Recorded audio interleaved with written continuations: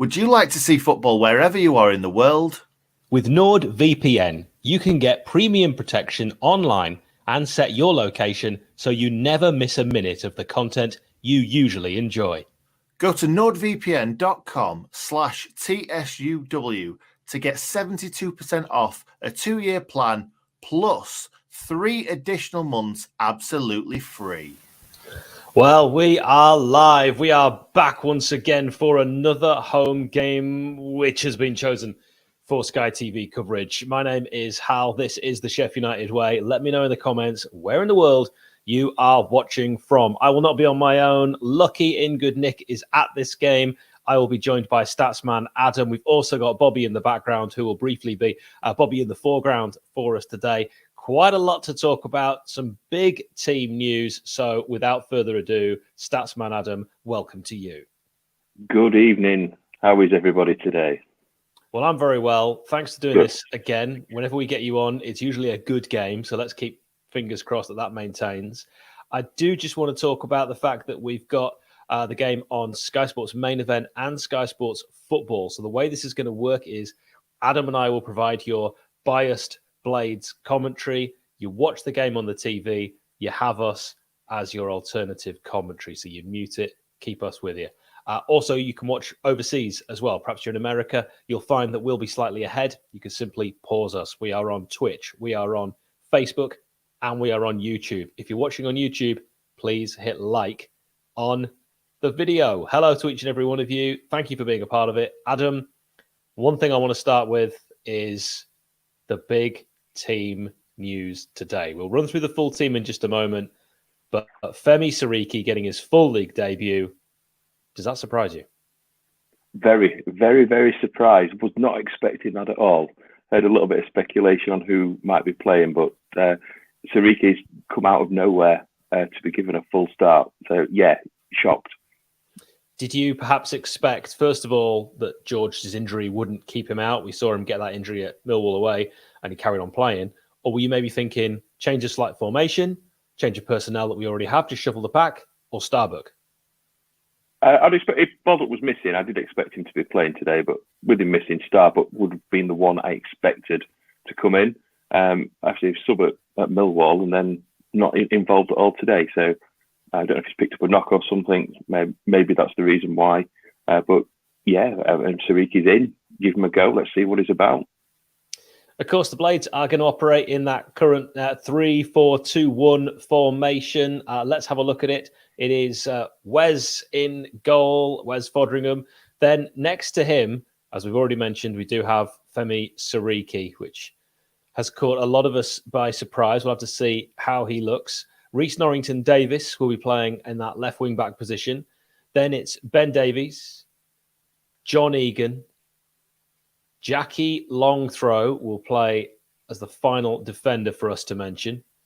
Oliver Norwood maintains his position in midfield. John Fleck will play next to him.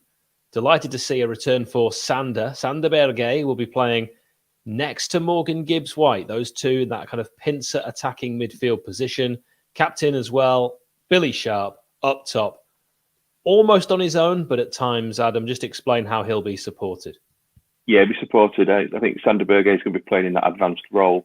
Gibbs-White always looks to get forward at opportunity. And hopefully it'll mean Billy can stay on that front line doing what he does best, poaching and scoring goals. Quite right. Let's look at the subs bench. Adam Davies is the substitute goalkeeper for the Blades. Still yet to see what he can do between the sticks. Ollie McBurney-Powell, who I was quite saddened to read, had rather large sum of watches stolen. Adam, did you see this? With something like 7 watches stolen from his house? Yeah, did. Yeah. Hopefully he gets them back. But yeah, why would anyone have 7 watches? Yeah, you've only got 2 wrists, haven't you? Exactly. Well, unless they're family heirlooms, which of course I hope not, of sentimental value. But yeah, hopefully he gets them back. They're almost certainly not. He's put a 20 grand reward for anyone who has any information on those. Ben Osborne back. This is great news. You know, I'm a huge fan, of course. He's a former Forest player, although sometimes it's easier when you talk about the Blades and Forest to name players who haven't played for both clubs. Then you've got Howrahan, who drops down to the bench. Kai Gordon, who drops down to the bench. Iliman and Dai who drops down to the bench. And Adam, your thoughts on Daniel Jebeson, the final name on the bench? We've still not seen as much as I would have liked of Daniel Jebeson. Yeah, for me, I'd throw him in. I've said this personally. I'd give him a game, see what happens, throw him up top, up with Billy Sharp, see actually what's happened, see what he can do. If he comes on, he needs a good 20 minutes, half an hour to get into the game. It's only literally a handful of minutes we've seen him. He has been brought back from Burton, and the hope of him coming back from Burton, he'd be in the Blades team and looking to score goals. Otherwise, if he isn't going to be picked, would it been better seeing the season out in Burton and getting some more first team experience under his belt? Understandable with the injury to Brewster that Jevo had to come back, but yeah, let's blood him. Let's see what he can do. Yeah, of course, he actually came back before the injury to Brewster, but it did look like a good decision once that injury was confirmed and the severity of it. The Blades versus Nottingham Forest at beautiful downtown Bramall Lane. Nothing looks better than the lane under the lights. It's a 7:45 p.m. kickoff. It's on Sky Sports main event. It's on Sky Sports Football for those who can't make it. We've given you the Blades team news. Along the banner at the bottom, you're going to see the Forest team, the away side today. Nottingham Forest, they really hate Sheffield United. They play a 3-4-1-2. Horvath, Worrell, Cook, and McKenna. He's magic. And you've got Spence, who was so impressive in that away game. Adam, he's on loan from Middlesbrough. In that 1-1 draw, I thought he looked really good. He hasn't. He's looked really good recently. And it's always an odd one when you've got championship players on loan from other championship sides. But he seems to be getting the experience, producing well. Middlesbrough allowing him to see the season out.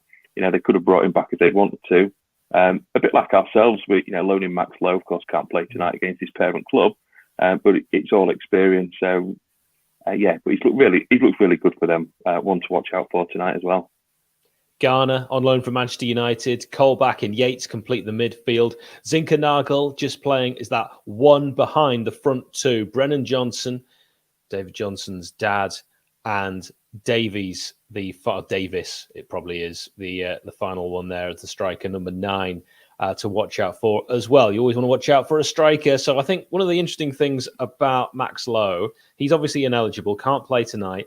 I was looking at Roy's View, always worth checking out roysview.com for the pre-match Forest fans' opinions. And one Forest fan said, just looked at the Sheffield United team, not a single one of them would get in our 11. I wouldn't swap them. And I'm thinking you're thinking the same as me. One of our players who can't get in our team literally plays in their team every week. Yeah. Max didn't have a great start at Bramall Lane, did he? I don't know, it was the bang on his head shortly into his debut that knocked him. His league debut. Yes. He really struggled. And is it one of those situations where certain players work well at certain clubs? Hindsight's a wonderful thing, and all the problems we've had at wing back this season, both down the right and left hand side with injuries, he'd have been a great man to actually have and bring in to see what he can do.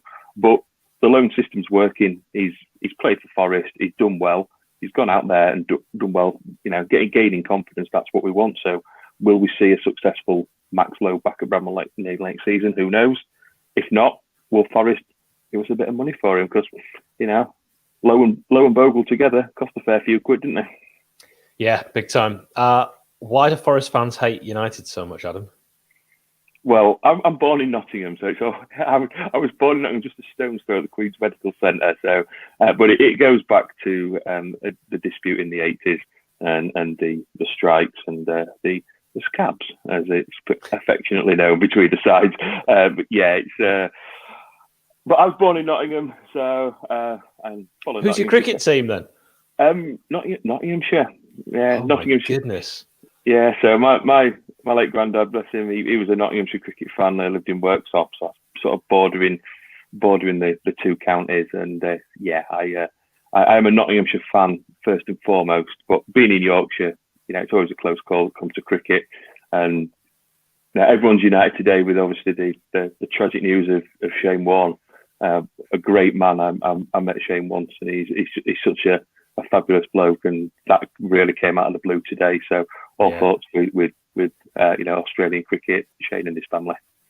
Well said. I was watching Shane, the documentary on Amazon Prime, only earlier this week because I'm a huge fan. And the thought then that before even the end of the week, he would no longer be with us has really shocked me. It's so sad, tragic news, leaving behind his 3 children at the age of just 52. Yeah. It's only hours. His death was announced only hours after Shane had tweeted about Rod Marsh, another Australian cricketer who passed away. And I mean, that just summed him up as a guy who was probably the legend. He's used massively, overused word, but he is the man from my childhood who defines cricket. That ball to Mike Gattin, and even being an Aussie. I mean, England don't like the Aussies when it comes to cricket, do we? But what a guy! The work that he did on TV, commentary, all forms of the game. Just a genuine cricket lover, and as you can see from the reaction today, the cricket world is somewhat in shock. Yeah, big time, and changed the game as well. Let's focus on this game now. Some very good words from Adam, Statsman Adam. Give him a follow on Twitter. The referee for this one is Josh Smith from Peterborough. He's taken charge of 30 games this season in all competitions, issuing 112 yellows. That, to me, Adam, sounds like a lot. It does, but it's the way of the game. I mean, 4 or 5 yellows a game is kind of par for the course now, isn't it? I suppose it is, and you're the stats man. You're better at the numbers than me. You can figure out roughly how many that is a game. I'd be there till, the end of the game trying to work that out. 4 red cards, and he's given 4 penalties. I'm not sure if that means I'm expecting a penalty and a red card, because it feels like it. And in fact, I'm going to bring Bobby in the background in to become Bobby in the foreground. Bobby, you were saying something about watch-alongs and red cards. Yeah, watch-alongs and red cards. It's not great, is it? Millwall, MGW, last one against Blackburn, Charlie Good. So, card. They kind of go hand in hand. Card-friendly referee. Let's see what happens tonight. We never know. Well, let's get a call from you then, Bobby. So you're saying there could potentially be a card. Maybe there'll be a penalty. He's given 4 this season. We saw a referee earlier who'd only given 1 penalty all season give his second one when the Blades were playing. So I want your score prediction, and if you think anything exciting like that is going to happen. Score prediction. I'm going to go with 2-1 Blades. I think Forest are a decent side. I think we all know that this season especially. Got 2 players with double figures. Lewis Grabban not playing in this one, and Brennan Johnson as well. Another exciting talent. They've got quality players all over the pitch. Jed Spence as well. Interest from Bayern Munich. So, It's mental. So it's going to be a tough one tonight, but I do believe the Blades have got it in the bag. Oh, I like that. So Bobby didn't get around to watching the preview because he can't be bothered. But I said exactly what you've just said when I did my prediction. I mentioned the fact that, look at he's there trying to win me back. And it worked. Product placement. It's product placement, and I'm here for it. I said 2-1. I also mentioned Grabban and the fact that he wasn't going to be involved, and Brendan Johnson. So you don't even need to watch the preview, Bobby, for 2 reasons.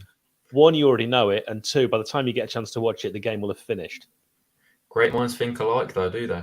And so do ours. Adam, what about your score prediction? I'm trying not to let my heart rule my head with this. West Fodringham, 7 consecutive clean sheets at beautiful downtown Bramall Lane, on the verge of an 8th today. If he does that's got to be a record. Got to be a club record, I would think. So I want to say that we're going to win to 0, but I think this game's got goals. So apologies if it does end 0-0 after all this. But we've had some great games with Forest down the years, haven't we? So I'm going to go for Blades 3, Forest 2. All right, pop your score predictions in the comments. Bobby will bring them on screen. Adam, everyone thinks of the 4-3. Oh my God. If you were to pick a game against Forest with a memory, what would you go for? So I'll take you back to 1991. Sheffield United 4, Nottingham Forest 2. Yours truly as mascot. Got to walk out on the pitch. A friend of mine who was a Forest fan, I went to school at the time, Mick Rucker, looked after him, managed to get him in the Forest, in with the Forest players. A great game, always goals. Second time I'd been mascot. Previous one we beat Brighton 5-4 in '89. I've got a picture with the legend that is Brian Deane on the pitch, which takes pride of place in my house. But to talk about great managers, Brian Clough. So Howard, Forest fan, got a picture of him. He's 8 years old. He wants to get autographed, signed Forest stuff. goes up to Stuart Pearce and wanted Stuart Pearce's autograph. And Stuart said, "No, I'm in the middle of my pre-match warm-up, pre-match routine." Anyway, Brian Clough got wind of this. He wasn't a happy chap. So Brian Clough actually frog marched Stuart Pearce to the Sheffield United changing rooms where we looked after Howard and had a good laugh with him, and said, "I'm looking for a young man called Howard. Mr. Pearce would like to apologise and sign your book." I just thought, for Brian Clough to do that, what an absolute legend. I mean, that is what football is all about. And Stuart Pearce, a great player, a great man himself. And to be belittled to an 8-year-old lad, I thought that just sums Brian Clough up. He's like, this lad's a Forest fan. He's come to be mascot. The least he can do is sign. It was almost like, sod your pre-match routine, I'm going to do that. So that's one of my big memories against Forest at Bramall Lane. It's a good one. Not many people would pick that game. Bobby, I've never been a mascot at a football match. Have you? I have been, and regrettably, it was at MK Dons. So you were the I think I knew this actually. You were the franchise mascot for a game, and did you get treated well? Did you get to keep a shirt? It was decent. I did get to keep a shirt. Met all the players, including George Baldock, who was at MK Dons at the time. Obviously, nice family friends, shall we say? No, I'm joking. Went to my school. You can say that. You can say that. It's practically the same thing, isn't it? Against Brighton when they were in the Championship. So it was a decent game as well. Brighton were loud, as that stadium has no atmosphere, so it's decent. Do you remember the score? I don't, unfortunately. I knew you'd say that. I mean, how old were you? I don't. I was younger. I was. Well, obviously, even if it was yesterday, you were younger. It must have been about like year 5, year 6, mate. I don't know. I don't know what that even is. Okay, primary school. I'm not good with numbers. Let us know. Let us know in the comments if you've ever been a mascot. I'm not expecting that to go red hot, but I just thought I'd ask the question because there was something in the back of my mind, Bobby, and it just came back to me that you'd been a mascot. I kind of thought you might have been a mascot, maybe abroad or something as well, but I might just have that as a fever dream. I don't think so.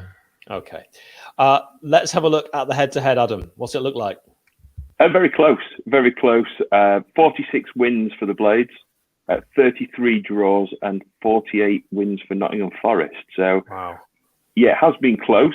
In recent times, a mixture of results as well, but the Blades have dominated at Bramall Lane. Forest last netting a win in 2004 with a 2-1 victory at Bramall Lane. But we've had cup games since then, playoff games, league games. And in the main, the Blades have come out on top at Bramall Lane. It's not a place that Forest travel well to. So long may that continue. Bobby, I'm going to put you on the spot. Can you think of any players who played for Sheffield United and Nottingham Forest? Well, Billy Sharp. Yeah, let's get a picture of Billy on screen because you went to all the effort of making it. Yeah. There he is. I wonder how I know these. Can think of another one as well. Super Jack Lester. Super. Who else comes to mind? Gareth Taylor. Yes. Good knowledge. David Johnson. Yes, as his son now plays for Forest. That is a good one. Max Lowe. Yep. Definitely have that. Ben Osborne, Luke Freeman. Doing well. Doing very well. I'm a pro. You are a pro. I knew you'd know that. Andy Reid, bit of a wand of a left foot, one of Forest's most expensive sales. Oliver Burke, their second most expensive sale. Another one that you could have there. But Adam, if we're talking putting on the spot, player connections. I did this to you last game. You survived. Do you think you could do a player connection 11? Yes, I can. So since 2000, I got 30 players who've played for both. Very, very attack-minded team. So I've had to use a little bit of poetic license as I do again, but we've got Paul Gerrard in goal. Remember him. A back five, Kieran Freeman, Sean Derry, Danny Higginbottom, Jackie Longthrow, and Max Lowe. Then a midfield three, which is an attacking midfield three of Jamie Ward, Ben Osborne, and 𝐍𝐸𝐶, and then Super Jack Leicester, and now we've got Billy Sharp up front. Very good. But Very good. You could have Lyle Taylor, Darius Henderson, Kieran Dowell, Ollie Burke, Chris O'Grady, Will Hoskins, Danny Cullip, Alan Wright, Ian Turner. I mean, the Algerian, of course, wonderful goal at Hillsborough the other day. Greg Halford. How can I forget my best mate? No. For those that don't know, Bobby, just tell everyone what that's about. Yeah, so we did the signing graphic when Adlen Gediora signed for the Blades, when Jukanovic was in charge, and yeah, he retweeted it, he posted it himself on his Instagram, and he's loving it in front of his over 1 million plus followers. So yeah. You're doing yourself down again, Bobby. Let's make it clear, right? He could have retweeted any image. The club did their own. You're better at these worded things, you know what I mean? The club did their own, but he chose a graphic made by Bobby out of all the graphics that were made that day to promote. That's how you spin that yarn. Andy's quite right saying Carl Tyler for a player connection. Adam, that's a good one, isn't it? It is. Very good. Nice. And yeah, you were mentioning Greg Halford there. Friend of the channel, Greg Halford. He does support our work in the background. So hopefully one day, who knows, maybe we can get him on. Fingers crossed. That would be nice. All right, Adam, well done with that. So we've had score predictions. I want to just give a shout out to Forest fan Rob Jones, who's walked to Bramall Lane today to raise money for Nottingham University Hospital's charity and the Nottingham Forest Community Trust. If you can drop him a few quid to help him reach his £2,000 target, he's not far off it now. He's got a Just Giving website, justgiving.com/fundraising/Rob Jones 2022, or just search Rob Jones 2022 on Just Giving. And I know he would gratefully appreciate that. Also, I want to say I appreciate each and every one of you that has subscribed. If you're watching this and you haven't subscribed, it takes just seconds to do. All you need is a Google Mail account, and that's also free. So you can subscribe to us for free. Help us get to 16K. It is the best Sheff United fan-created content. You can subscribe to @SheffUnitedWay's YouTube channel with, as I say, a free Google Mail account. You've got podcasts with former and current players, fans forums, and things like this, watch-alongs. It is free. It is free. It is free. It's free. Equally, if you'd like to be a member, then next to subscribe, you'll see it says join. And Bobby, we've got the members at the bottom. Tell us why being a member would be great. It'd be fantastic. All the money that we make from these and any donations you give tonight will go straight back into the channel. I mean, it costs money to run this channel. It's not free for us. And yeah, every little penny helps, really. So that would be What's great. a good slogan, that? We should... Yeah, wonder who's used that one before. I like it. Yeah, we should definitely use that. Adam, we're going to do that thing again when we try and spot any fans we recognise on screen, because we're already following the coverage on... I'm on Sky Sports Main Event. What are you on, Adam? I've gone for main event as well. All right, well, what could possibly go wrong? Ian, massive shout out to Ian Coates. Excited for this one. Femi Sariki to show what he can do. 𝐍𝐸𝐶 powering down the right. Morgan Gibbs-White causing havoc. Billy scores goals up the Blades. The Blades are in 7th place, 53 points. Nottingham Forest in 9th on 51. So a win for Forest would actually propel them above us. We do not want that. I just want your thoughts, Bobby, on this Derby County situation. We've probably been following it like I have, which is just a case of reading what's going on. I mean, are you thinking they'll get saved, or if you've got any concerns, they'll completely disappear, which would impact the Blades, and I'll explain how in a moment.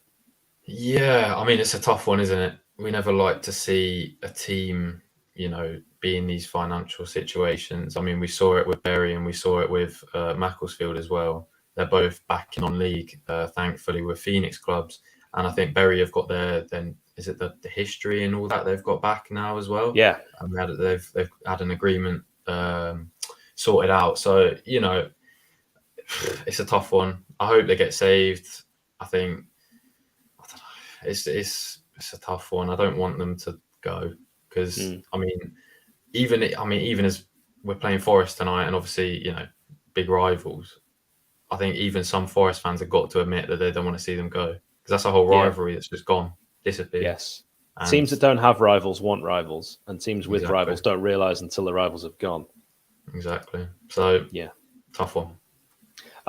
Adam, as I was speaking to you about it in the week, if Derby were to disappear, and I don't want that to happen, Sheffield United would have the results voided, and of course every other team would as well. It would actually push the Blades into 6th as things currently stand with 31 games played and 50 points. So we'd be 3 points worse off because, of course, we beat them at the Lane. In fact, Bobby, wouldn't it be quite amusing if, just from your and I point of view, the game you and I went to ended up not counting?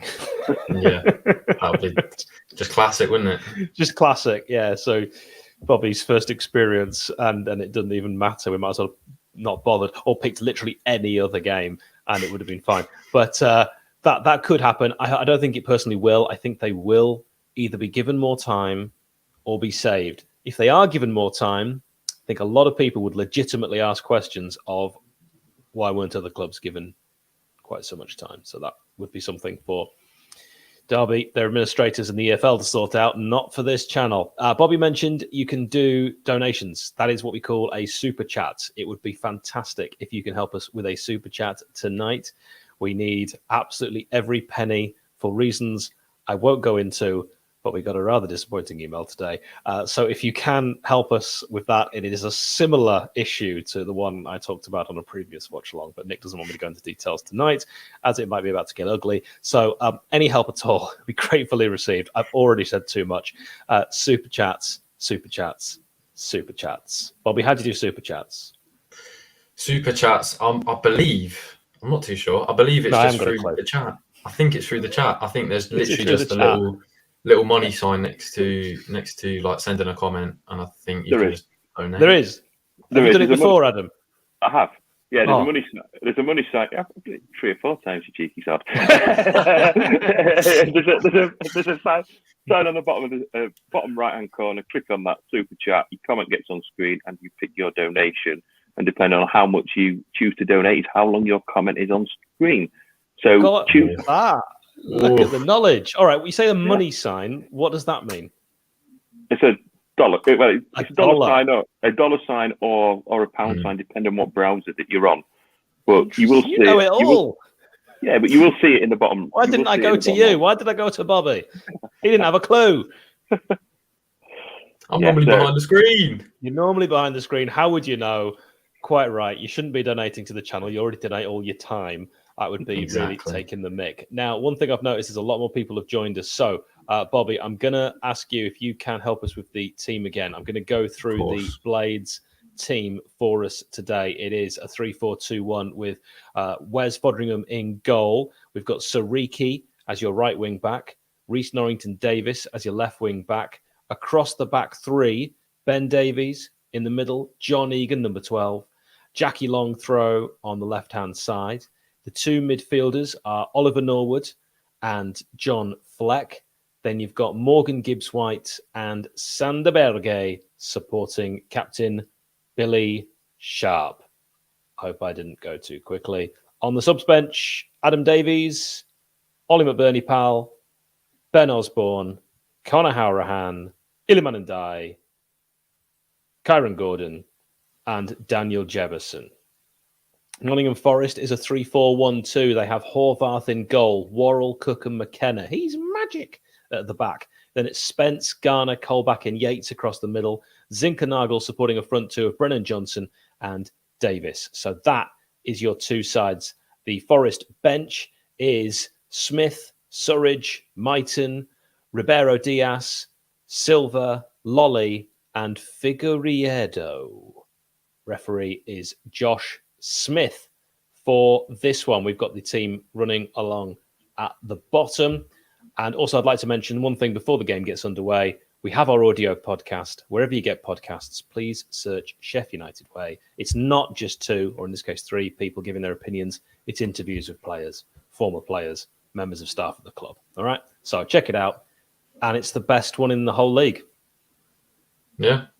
Factually proven. Fact. I mean, it's a fact. Awards don't lie. So I would say if you're not listening to that podcast and you are listening to any other football podcast, you're listening to the wrong one. Well. Thanks, Bobby. A ringing endorsement, as ever, from Bob Aldinio. Bobby, course. in the foreground is about to become Bobby in the background because the game's about to kick off. And Bobby, I'll need your graphical wizardry. Thank you, Bobby. No worries. I'll be back, whether that's in-play action, half-time, full-time. I'll be back. You'll see me again. So see you in a bit. Nice one. I mean, you can see that fringe from space. So you'll definitely see Bobby.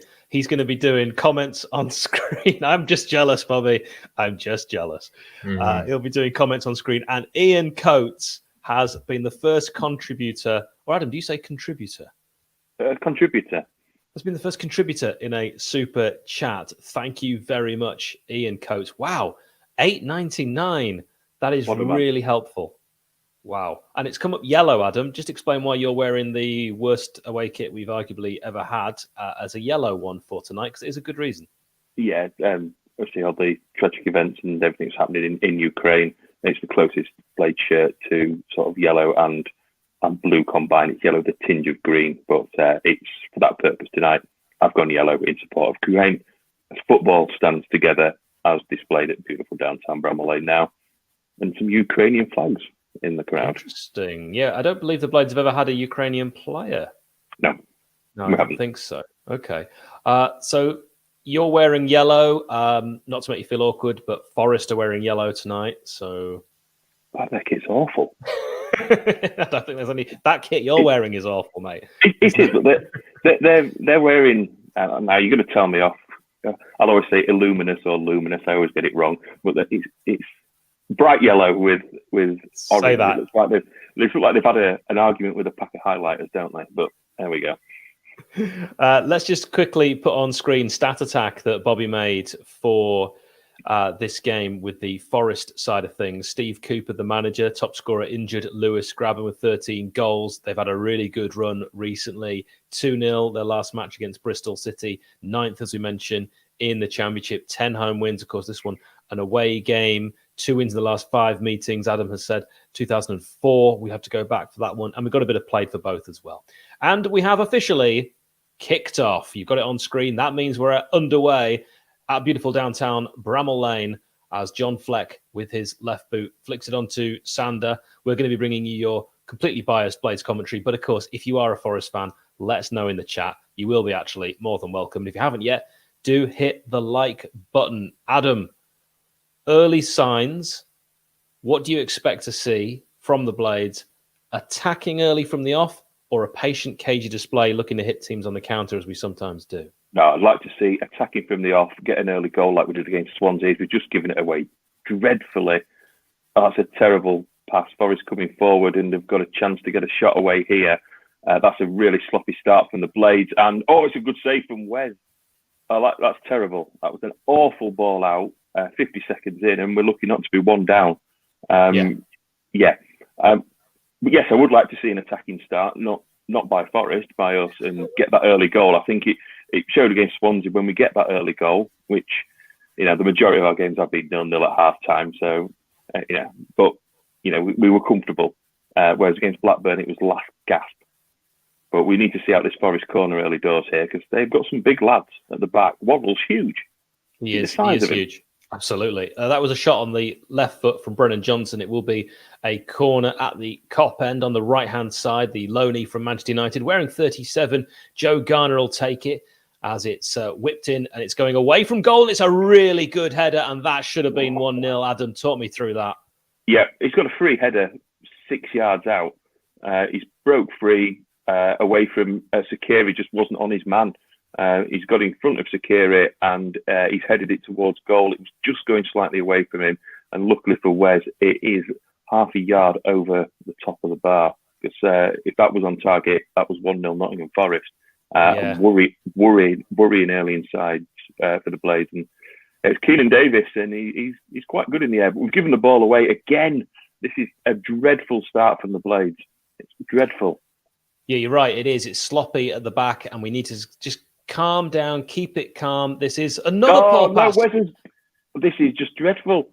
Oh, it's blocked on that cross from Jed Spence. If anyone that think we'll put a good cross in, it would be him. We're at 2:30. Let's give you that first time check. 2 minutes 33, 34, 35.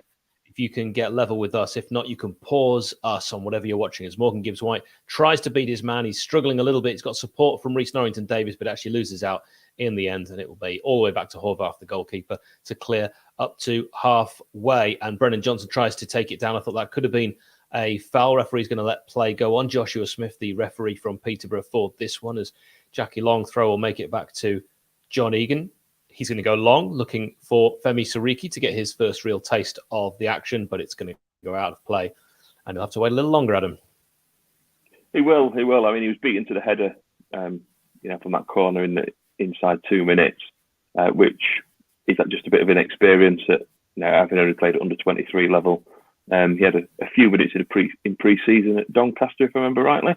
Was it 7 or 8 minutes? He was brought on, then taken off. Yep. So we need to get in the game. But it would be interesting. It's good to see him so far forward, though. That's a real positive that he's up there. And John Egan trying to ping it across, found touch. And it's a throw in now. Sander Berge looked to find Sariki, but he doesn't look overawed by the occasion. Not at all. His first touch was one that makes a completed pass. He tried to get the ball back, not his fault. It was intercepted after Sanders maybe sold him slightly short, and they're going to look for Sariki again, who does well actually to try and turn that ball towards Billy Sharp, but it is going to be cleared. And again, just at halfway, another throw in on the John Street side of the ground. If you're not able to watch the game, you're using us kind of like an alternative radio commentary. We'll do our very best to put the picture with our words to you. And we've got Ben Davis who's going to take this one. Interesting throw-in technique. I would say Jack Robinson perhaps has one that's slightly more advanced. That's another sloppy pass again. This is absolutely shocking from the Blades, Adam. It is. I mean, it's not like you can't tell, Fleck's jumping in. After good sending off against Blackburn, I mean, Fleck won the ball there, but you shouldn't be jumping in feet off the ground. But luckily, the Forest player got straight back up and Fleck did win all of the ball. That's a foul. That is a foul. Yeah. So now it's a chance. Just compose ourselves, get a decent cross in, look to find one of the centre halves on the end of this, and just take the pace out of the game. We just need to calm this down for a minute, have a bit of possession. Yeah, spot on. As we hit bang on 5 minutes, it was Joe Worrell who went through the back of Billy Sharp just outside the box by around about, I would say, 7 or 8 yards, and it's on that left-hand side. So Oliver Norwood is going to take this one as we get to 5:15 to give you another timestamp. Only one-man wall, not really any point of a wall. I think it's very unlikely that Norwood's going to shoot here, and actually with Norwood shooting, that's probably a good call. It is. It's chipped in. Goalkeeper opts to punch. Perhaps surprising, and it's offside. Little bit poor then positionally. I thought the free kick was okay. Was it, Adam, too close to Horvath? Yes, it was. It's just a little chip in. It's an armpit offside, but I mean, it didn't come with anything. If Billy had have converted that, that's been disallowed. But yeah, it's just lofted in by Norwood. I'm not a great fan of that free kick. I think you need to look to get these in with pace and give the players a chance to do something with it, because you're reliant on getting ahead and away from the defenders, and Billy just went a touch early. So, yeah, he did. Yeah. Interesting that the linesman took so long to raise his flag. As you say, had it gone in, he wouldn't have counted, but he was waiting until the next phase of play until he actually put the flag up, as we see. Clip there of Kel Brook, the boxer, who's at this game. He's got comfier seats than you and I normally enjoy. Well, that's it. But no, Kel, of course, won his fight against Amir Khan. Round 6, I think it was. I'm not a huge boxing fan myself, but he's a Blade, so we'll always cheer him on. Quite right, too. 6 minutes 33 as the Blades look to try and get the ball with Sander Berge over halfway, and he does. He's so strong when he wants to be. Great power, just shrugging his man Garner off, and tries to find Oliver Norwood, who's just going to keep things moving on this left-hand side with Rhys Norrington-Davies. Oh, John Fleck was calling for it, but instead it goes back to Jack Robinson. What can he do with the ball? He's going to play a neat pass, actually, into Billy Sharp, who was offside, I think, and actually took quite a poor touch there, Adam. Billy's not looked sharp. No, he was fired into Billy, but Billy's looking to get involved in the game. He looks fired up for this, against one of his former clubs, and it's that angry Billy Sharp again. But, you know, he wears his heart on his sleeve. He wants to score goals, get involved in the game, put himself about. So, fair play. Oh, well, with no Furious George today, perhaps Billy will have to have the angry quota for Sheffield United's 11 on there on the pitch. That's it. But Forest dominated the midfield early on, and they've had some misplaced passes in there. But they're just passing it around nicely, happy to take a little bit of possession here, and they'll be pleased with the start that they've had. Yeah, they will be. They've looked comfortable on the ball, and I think in many cases forcing the errors. I'd like to say forcing rather than just the Blades have been pants with it, but perhaps that's more where I'm actually leaning. I just think it was poor from the Blades, Hal. I think you give the ball away 4 times in the first 2 minutes of a game. I mean, that's just not good enough. No, it's not, and that's a foul. And that looked like one that I thought he maybe just got his leg round to try and wrap it around the ball, but clipped the player on the shins instead. And this is just over halfway, by about 10 yards into the Blades half, that the Forest will win a free kick. And it was the tackle from Ben Davies, who, Adam, is playing, just for those who just joined us, where in the back three? He's on the right-hand side, isn't he? He really is. I wonder if he's ever played there before. I mean, when I saw him play for York City, when he was on loan many years ago, he was playing as a left back. Yeah. It's signs of what we've got. I mean, you're not going to... I mean, Jack Robinson, I suppose Ben Davies on the right filled me with more confidence than Jack Robinson switching over to the right. Forrester in behind here. John Fleck heading it away. And Billy wins a free kick using all of his 36 years of age. Cunning. Yeah. He's got the mark of Joe Worrell already, because that's twice that Worrell's fallen into that trap of just getting a little too tight onto Billy. And the resultant free kick, the referee is going to give, I think, 9 times out of 10. Yeah, absolutely. But Sakiri with a chance to get in behind, but he's just not quick enough. Forrest have played it back to the keeper, but Sakiri presses the keeper down. You need to call him Sariki, Adam. Let's not call him. Okay. What are you? Let's call him Sariki. Let's call him Sariki. Who is Sariki? Why do I know that name? Go on, Billy. That's a nice little flick on from John Fleck, who's going to try and put that ball into a dangerous area, and it is a dangerous area. It's cleared away. That's good strength from Sando, shoulder barge, and he actually not only wins the shoulder barge challenge against Colback, but a throw in. Oh no, the referee's changed his mind. The lino didn't flag, which I think says it all, Adam. That for me was not a foul. That's just strength. That's just it's not a foul. Sander Berge's just used his strength. I mean, both players are running, and if anything, Colback lent into Sander Berge and bounced. And he's not strong enough. And the referee's just followed hook, line, and sinker for it. Completely. And then a free kick is going to be taken somewhere miles from where the offence occurred by the goalkeeper Horvath. Just all round bizarre. Yes, very strange. That's a free kick. Yeah, clear as day. A push on Ben Davies from Davis. That's going to get harder and harder to say. It is Davis on Davies, isn't it? Davis on Davis. Davies on Davis. No, it was Davis on Davies. Foul. That was Davis on Davies. Yes.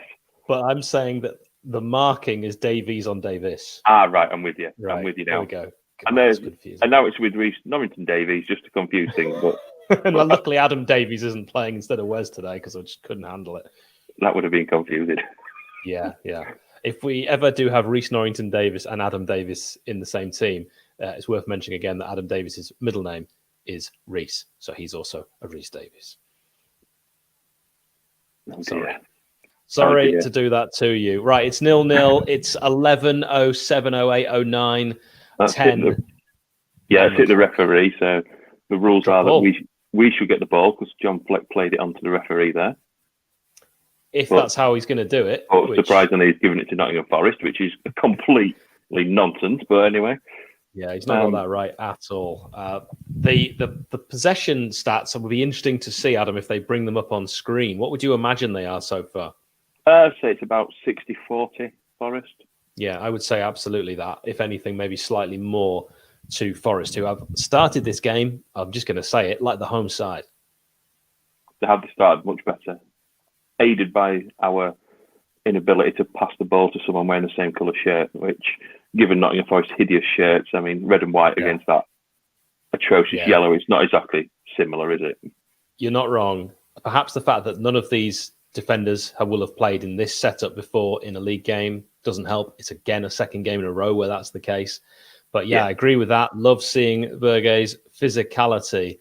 He really is putting himself about. I think it was since that Swansea game at home, he's just decided, you shall not pass. And he is going to use his strength. He's a big lad. And I thought when we first signed him, he didn't win enough in the air for someone his size, and he didn't exert himself and look strong enough. And now he's doing that. And it's fabulous to see as Ghana gives away a throw-in. at 12:30 on the clock. And the Blades are going to keep possession on this left-hand side, right-hand side even. It's because Ben Davies has got it. It's so confusing. And that's going to be a slightly overplayed pass. Looking for Femi Sariki or Shakira or whatever you were calling him. And Colback will just usher that out for a goal kick to Forest. They've gone long, but John Egan's gone long. And Egan's pass is terrible. Egan's simple pass. It's a couple of times we've seen John Egan misplace a pass. Wes has misplaced passes. We've seen Norwood misplace a pass. It's been messy, Adam. It has, and Egan sort of looked at that. It was a moment of panic. He was going to play it back.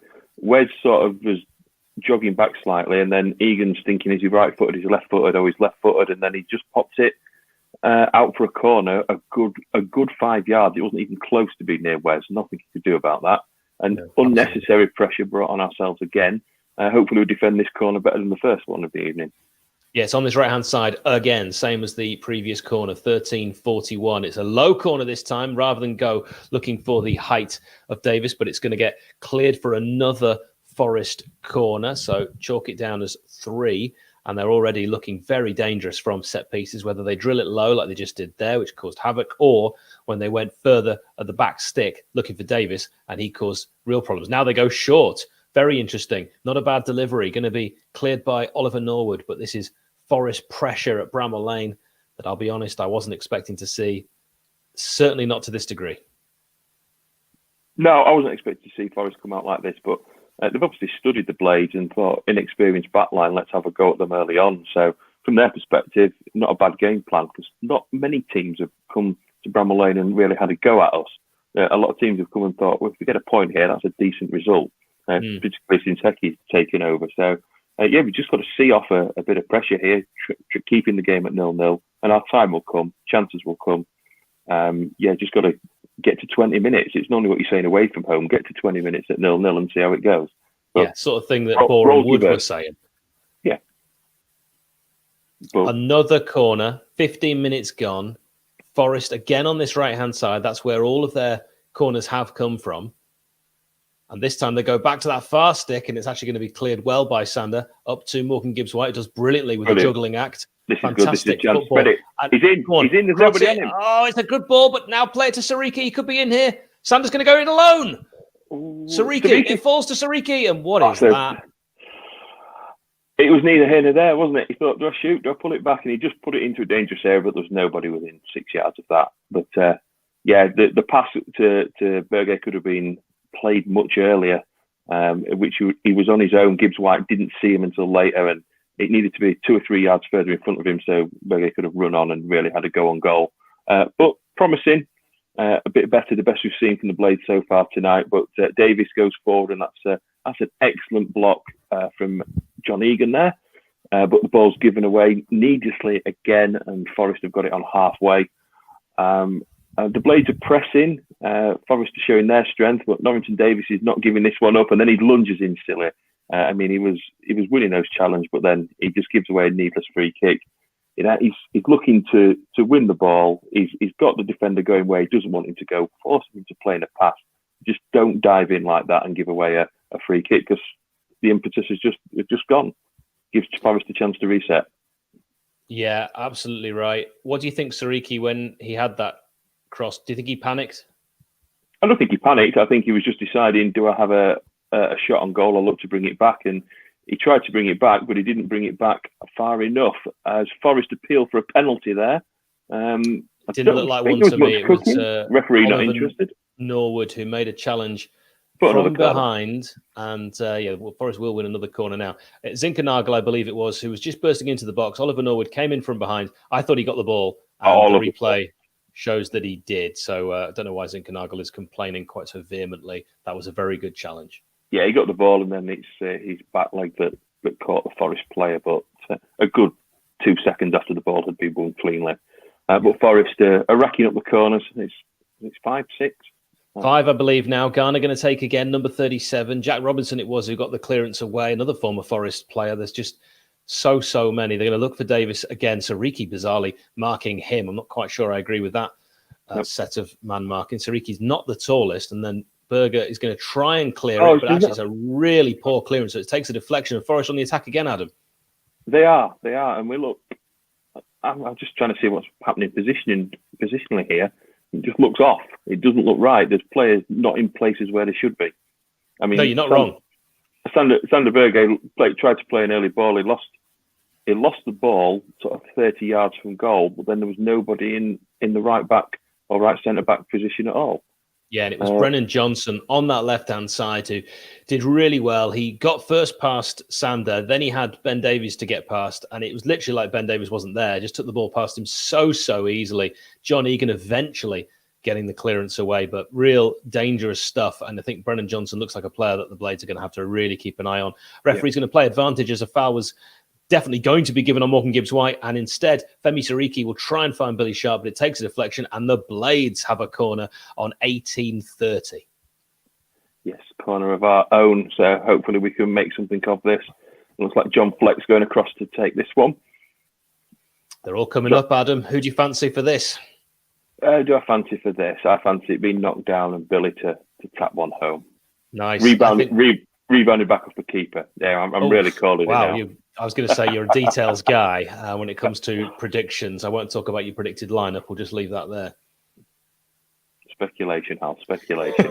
Here is Oliver Norwood after that corner from Fleck. It's going to be played bizarrely. I don't think that's a training ground routine because it's ended up with Jack Robinson, and there was any chance that was. He's got no one to go to. He's beaten Jed Spence. He's absolutely turned him inside out. He's dizzy. It's a decent ball. There's no one there to meet it though, and that's going to roll out for a throw in. Oh, what a great run from Jack Robinson. He had a nosebleed. What's happening here? Is somebody winding me up? We've got Jack Robinson turning and taking players on running down the wing. We've got players not where they're meant to be. Is someone having a laugh with us tonight, mate? I know, it feels that way.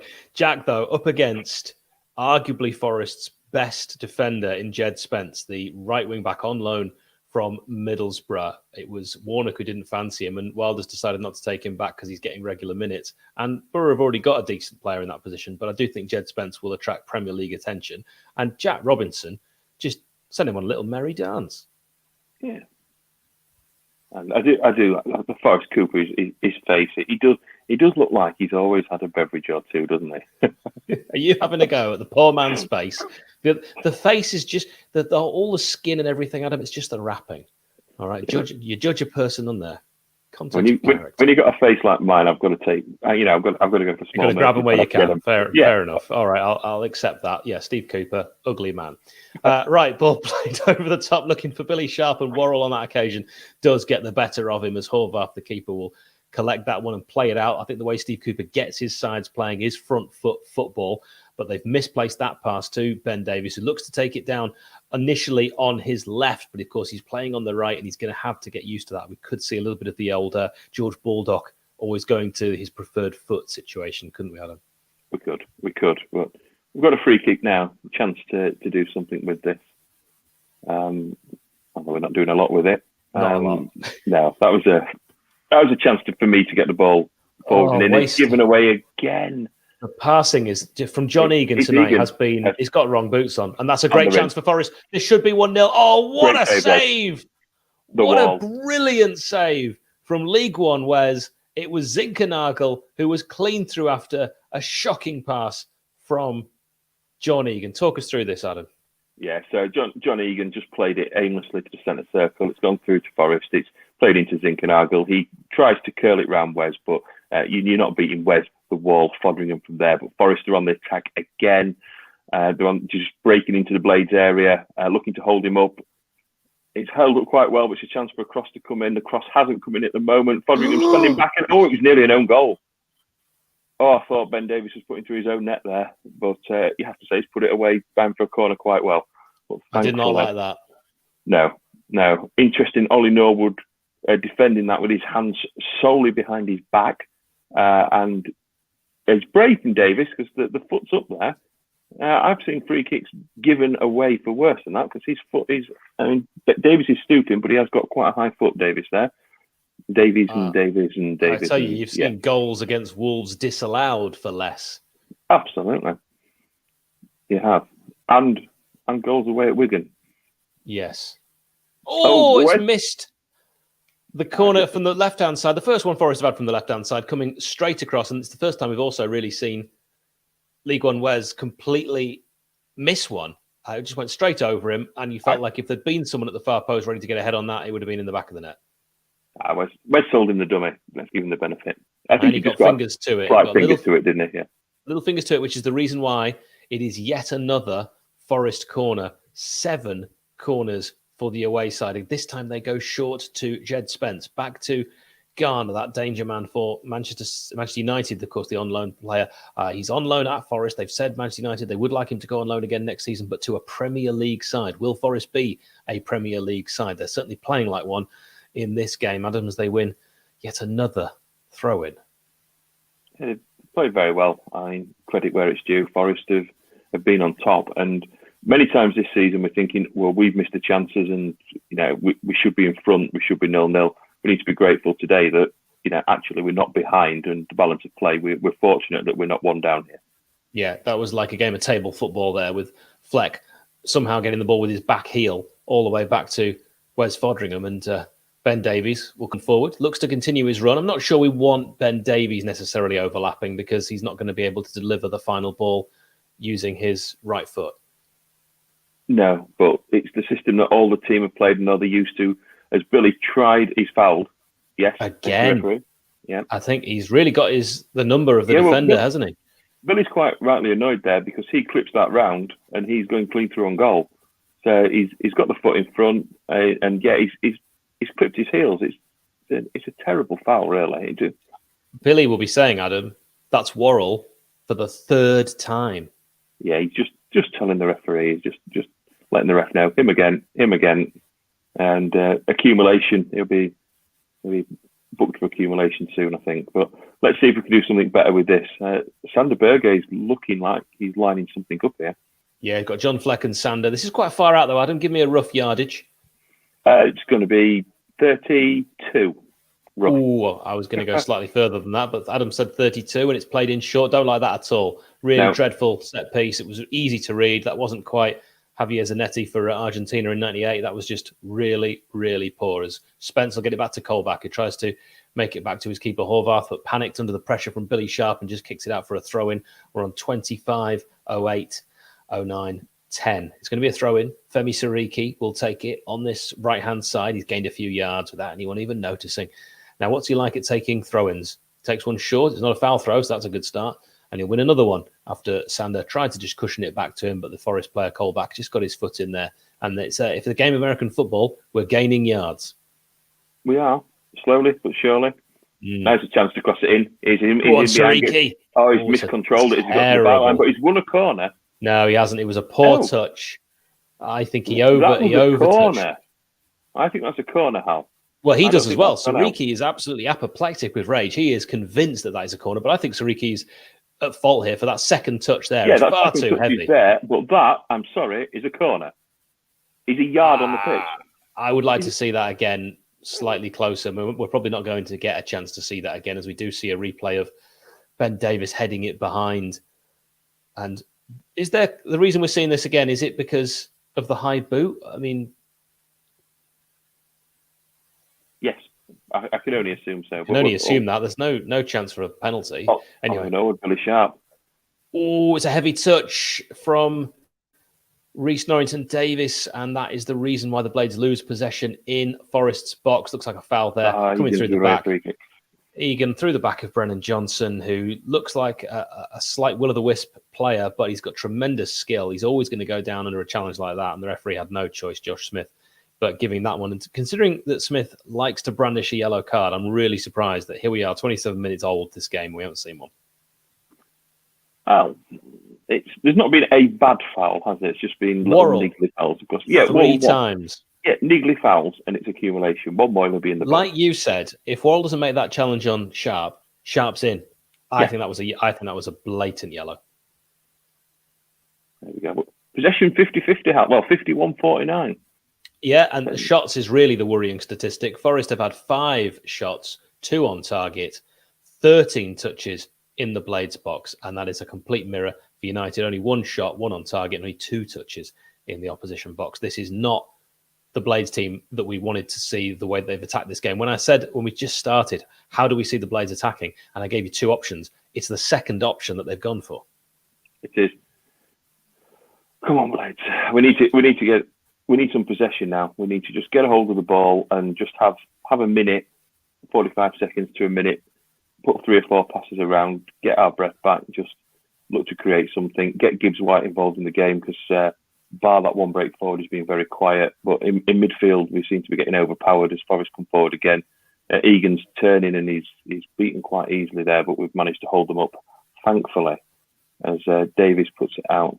And well done, 𝐍𝐸𝐶. Perhaps got a little bit lucky. Egan's had a really bad start to this game. I don't think anyone dispute that. It's a lovely ball played forward to Sheff. Was he fouled there by Spence? He's not giving that. He's not giving that. And referee Smith says, nope, on we go. So here comes Worrell, looking to get Forest moving as they are now into the Blades half. Crossed over the top. It's Davies going to take a touch and shoot with his right foot. Always going wide. The number 9 beats the ground in frustration as Forest yet again cause problems and seem to get in behind that makeshift Blades defence with ease. 𝐍𝐸𝐶 is marking Davies when Ben Davies isn't. And I mean that by set pieces and in game.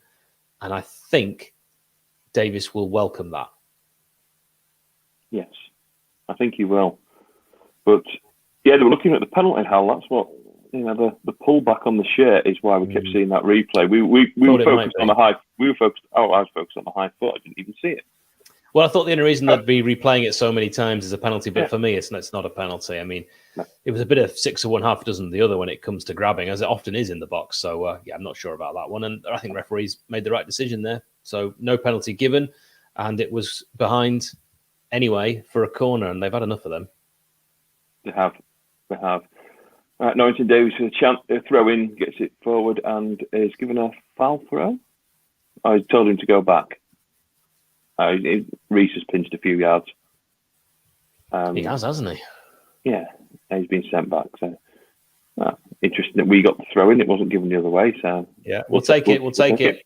As Billy Sharp gets that ball back to Morgan Gibbs-White, Adam says he needs to get more involved in the game, and he gives the ball away in the first chance he's really had since that break, and that's really disappointing. It's not looking like a Sheffield United vintage performance, this at all. It's really scrappy. The passing is poor, and some of the better players aren't performing. I'm meaning Morgan Gibbs-White, who hasn't really seen any of the ball, so I can't blame him, and Egan, who has seen a lot of the ball and just hasn't looked like John Egan at all.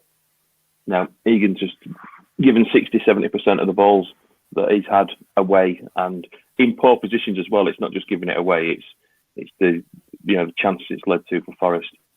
As they're coming forward again. Offside Spence, surely. Referee and linesman say no. They both looked at it. It'll be cleared by the Blades at the second attempt, not particularly convincingly. Lazy header. Really poor header from Reece Norrington Davies. Didn't get his neck muscles behind it, and Fleck will try and release Billy Sharp. I think he just slightly overplayed that. It was actually a really nice idea to just hit it on the half volley, but it was slightly overhit, as I say, and therefore dealt with by Forest as Davies will try and turn Ben Davies. Still not going to get easy, that. It isn't. Like defending as well here. It's not easy. Forest keep coming. It's wave after wave. And Jed Spence up against Reece. Past him like he's not there. Oh, he's brought down as a penalty, surely. He's given it, yeah. Adam, what do you think? Not sure. First viewing, not sure. It's a yellow card as well. I'm not sure on first viewing. Blades are furious about it. I mean, Spence has been doing this stop, start, go. Norrington Davies has lost him. He's pushed. No, not for me. Both got their arms on each other, haven't they? I think he goes down. Not for me. Look at the feet. Let's just look at the feet on this occasion. No. Oh, it's 50-50, isn't it, really? That's not a penalty. My initial thought was that it was a penalty. He's got the yellow. Referee's not going to overturn it. Let us know in the comments. Did you actually think that was a penalty? When I've seen that again, I thought it was both of them. Oh, it's not a penalty. So not a pen for me. That one. This could be 1-0. Forest. Oh, it's saved! Wes. It's saved by League One Wes. What a brilliant save. It was Brennan Johnson. Tried something a little cute there, did he, Adam? Did he try something a little cute, going straight down the middle? He did, and then Wes saved it. I thought he dropped it into the net for a minute. Forget League One Wes. That is clean sheet Wes earning that proper nickname. I thought he dropped it in the back of the net as well, but he did far from it. He knew exactly what he was doing. Tries to be a little cute, Brennan Johnson, goes straight down the gullet of Wes, and Wes equal to it. And that is a brilliant save. And that could be the turning point in this game. Let's hope so. Wow, well done, Wes. Thou shalt not pass, Wesley. What do you think of that? That's a poor penalty, isn't it? The one on the penalty that Blackburn had was it's much better taking penalty, although at a nice height. But he was gambling on Wes going one way or the other. Wes, it was hit with not enough pace that Wes has actually held. He's sort of gone and managed to keep himself stood up and go as Morgan Gibbs-White's got it 20 yards from goal. Oh, that's a first glimpse of goal for Morgan Gibbs-White. It took a deflection off the Forest and safely into hands of the goalkeeper. The goalkeeper, that's right. If you can't remember his name, just go with that. I always call them Johnny Keeps if I can't remember the name. I'll just go with the goalkeeper. I'm fine with that. It isn't the first choice keeper, in fairness. Oh, here's a chance for Morgan Gibbs-White. Can he take the touch around the defender? No, he can't. It's really, really good defending from Nottingham Forest's Worrell. And here is Colback, the former Newcastle man. Is he fouled? Ooh, I don't think he was. I think that was, again, just strength from Sander. But Josh Smith giving those free kicks. We know he's a referee who loves the sound of his whistle. So we need to now be cute and play the way we don't. I've said it in previous games. You've seen this first half an hour, any little connection, the referee is giving free kicks. So when it's going the other way, we need to be doing the same. A good nickname, World Class Wes. I like that. I like that a lot. I don't like League One Wes for a number of reasons. The main one being it was created by Paolo Di Canio. If you'd like to support the channel, please get involved in the super chat. You'll see the $sign or the pound sign, the little money sign in the live chat. Please support us that way. We really do need every donation. It is tremendously helpful for supporting the channel. Well done, Billy Sharp wins a free kick. It was Yates who fouled him, just repeatedly kicking the heels. We're on 34-37. You can pause us if we are ahead. Don't forget to like the video as well if you haven't yet. That also helps more people see it with the algorithm. Billy Sharp doing exactly what I said a minute ago. Just go down, win the free kicks. You're going to get them all day long. Concerning that he was, out on the left wing. There was no need for him to be that far back, but he did win a free kick. As Norwood sends a ping out wide. It's taken down lovely from Sariki. He's going to cut inside. Is he going to release one on goal? No, he's just out-muscled there. Yeah, it was poor, actually. Showed too much of it there, Sariki. I thought once again the Blades, in a free kick opportunity, as with set pieces and throw-ins, they've been really poor as Forest, Jed Spence will come forward looking for that dangerous. Brennan Johnson's going to get past Rhys Norrington. Rhys Norrington-Davies. Can he afford a foul again, Rhys Norrington-Davies? I don't think he can. But actually, I didn't think that was a foul, same as the penalty, Adam. I don't think it was a foul. They're playing him very, he needs some help on that side as well now because Spence is just running him absolutely ragged. Maybe when you see it again, maybe he did push him. Looks like Rhys has hurt himself. He hurt himself at Millwall and apparently he's playing through the pain barrier. Still not convinced about the penalty. Jed Spence is definitely convinced. You can see instantly he was calling for that. I think Jed Spence is just a cleverer footballer and has got so much ability. I've seen him play in the Premier League. Yeah, so it was. We've just seen a replay there. Norrington-Davies didn't get booked for the penalty. It was Jackie Longthrower launching the ball into the direction of In Good Nick, who probably could have got his head on that. It was that far into the vicinity of where Nick is actually. Yeah. But looking at this penalty again, he's gone for a little chip and Wes almost made a mess of it because it was such a poor penalty. It was like a gift. It was like a gift. And you know what? You sometimes get away with those. Sometimes you don't. But thank you very much, Robert, for letting us know that it was, in fact, Jackie Longthrow who got that yellow because that could be important. I mean, we don't necessarily want to see cards given out like confetti, but this referee is a very card-happy ref. And Rhys Norrington-Davies actually looks like he's got a problem here. He's got a cut on his knee, which I don't think is the problem. But if he was to go off, Adam, what would we be talking about in terms of the setup? Would you go 4 at the back? You're going to be potentially... You've got Ben Osborne who could play left wing back. Ben Osborne. You've got Kyron Gordon who could play. Yeah, and then you could Gordon, put Jackie Robinson. Jackie at left. And actually then you'd have Ben Davies on the left, Egan, Kyron Gordon. Yeah. So then you've not got Ben Davies playing on the right-hand side. Could work. He's going to try and... It's all whether this is a twist or whether it's just impact. As to whether he'll be able to continue. I think it's one of these he's going to try and run it off. He doesn't look happy though, does he? No, George Baldock and Charlie Good sat together there. George looking the happiest I've seen him for a long while. He's even got a smile on his face. He didn't even have a smile on his face when he scored. So, I mean, it's all happening tonight. If I looked like George Baldock, I'd constantly have a smile on my face. I don't know what's behind that beard, do we, Hal? We don't know what's behind the beard. It's best left as a secret. Absolutely right, Coatsy. That was one of the worst penalties you're likely to see. And in such an important game as well, why be cute? If you're 3-0 up, take a penalty like that. Try something. It wasn't even a Panenka. He just hit it straight down the middle. Very, very odd. As the Blades need to get something going here, but it's Forest who keep the momentum up. I thought that penalty save would galvanise United, but if anything, Forest is just continuing where they left off. Yeah, just on Fleck. All right. We'll take them all day. We need something to just give the Blades a chance to get the impetus back. And if that is going to be possession, fine. Here it is with John Fleck. Oh, it's so many Forest bodies back. Only one blade. And it takes a heavy touch, Billy Sharp. But as I say, so many Forest bodies back, of 7 bodies back, just one Billy Sharp. There's only so much he can do against that wall of yellow. Yes. Agreed. We need Fleck, to strong in midfield. Brilliant defend. Yeah. Brilliant bit of a harrying there as he wins the ball back, and Sharp does brilliantly to keep it alive and find Sanderberger. This is Oliver Norwood in that centre circle, goes out with his ping to Femi Siriki. Back to Berger. We've got into the box now. The Blade's starting to make things look a little bit more dangerous. Poor cross, though, from Ben Davies. As I speculated, he wouldn't be able to deliver a ball in as he pushes forward. And now he's out of position. And now it's Davies. Norwood like he's not there. This is really dangerous. As Zinkernagel could try and get a shot away on his right foot, blocked by Jackie Longthrow. It's going to fall kindly to Brennan Johnson. They're winning all the 50-50s here, Forest. There's that danger man from the right-hand side, Jed Spence. Thought about a shot. Instead plays in Brennan Davies. Good challenge from Jack Robinson. It's going to go up and bounce down for a goal kick. I think it came off Brennan Johnson at the last touch.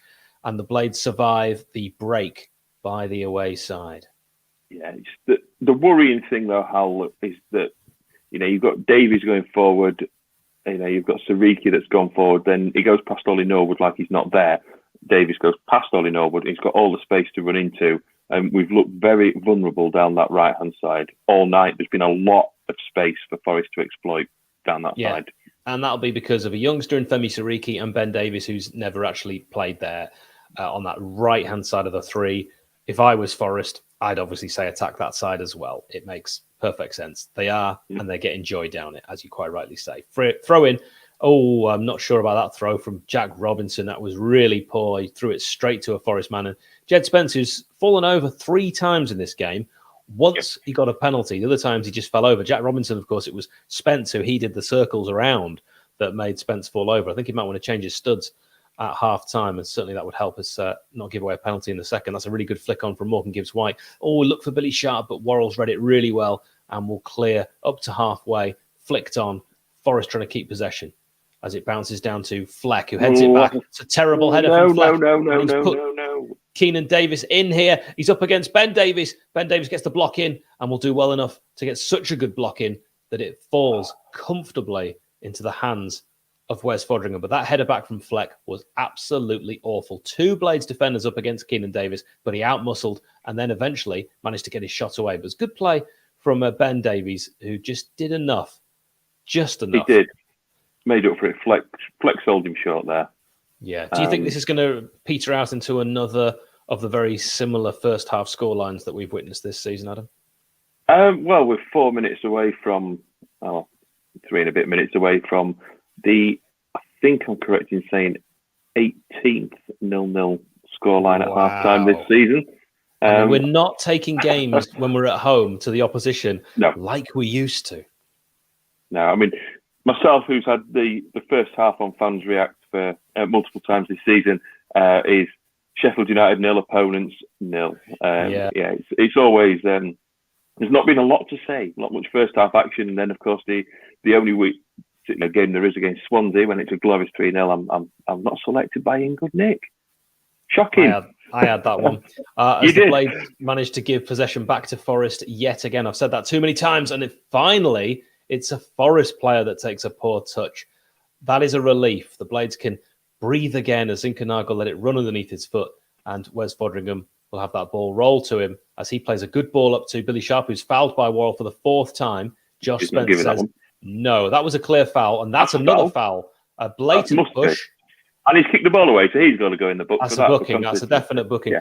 The referee's letting Forest get away with a little bit too much. There was 2 fouls in quick succession there, but Josh Smith, who I think is a decent referee, gives that yellow card after a clear push on Sanderberger, and it's James Garner, the Manchester United loanee, who I think's looked very good today, takes a really nice set piece. I mean, what we could do with someone who takes a corner that reliably goes where he wants it to go every time. Wow. 2 bookings, both for kicking the ball away. Yeah. Nothing for fouls. But, and there's been a game full of a little bit of needle as well. Here is Sanderberger with his right foot, looks to find Femi Sariki. Can he get a touch? It's a poor touch again. Poor from Femi. 3 or 4 from him, hasn't there? There has been 3 or 4. I mean, I know it's a big night for him. It's his full league debut. He's not had a lot of football. His loan at Beerschot was a complete waste of time, and that's probably set him back a little bit. I, as said in the preview of this game, Adam, I'm surprised to see him playing today because I didn't think he was actually necessarily next on the depth chart, to use an American term, having seen Starbuck on the bench at Millwall away. Yeah. It's, well, in Hecky we trust. He must have seen something that we know, but, you know, it's not a bad 0-0 at half-time, this. Oh, it's a good 0-0. I think this is the first Sky game that they'll have had that's 0-0 at half-time that they'll actually be happy with because it's been a good match, and that's been largely down to the attacking prowess of Nottingham Forest, and they're going to come forward again. Billy Sharp has fouled his man that time, and actually I think that was quite a nasty one. I think the boot on the head of Worrell there, he's laughing it off, but I think that one will have really smarted. Yeah, it was a bit of douse from Billy. He's been caught 3 or 4 times, so I've won back, mate. It's exactly what it is. 4 fouls by Worrell, 1 from Billy, but Billy's really literally left the boot in. Yeah, don't mess with Billy. He thinks he's been fouled. He thinks he's been hard done to a couple of times. So it's not unlike Billy just to have a little naughty one every now and then. It's not. We're going to have just 2 minutes of injury time added on in this pretty good first half. A good 0-0, bit like the Sunday League Cup final, which was possibly one of the best 0-0s anyone has ever seen. I thought it was just absolutely fantastic cup final. I'm not just saying that because Bobby was working and couldn't watch it. It was a really, really good one. Sorry, Bobby. He's giving me the shake of the head. It was a good one. I mean, you get a chance to see the highlights. I mean, it was a really, really good one and finished in the Steve Simonson traditional style.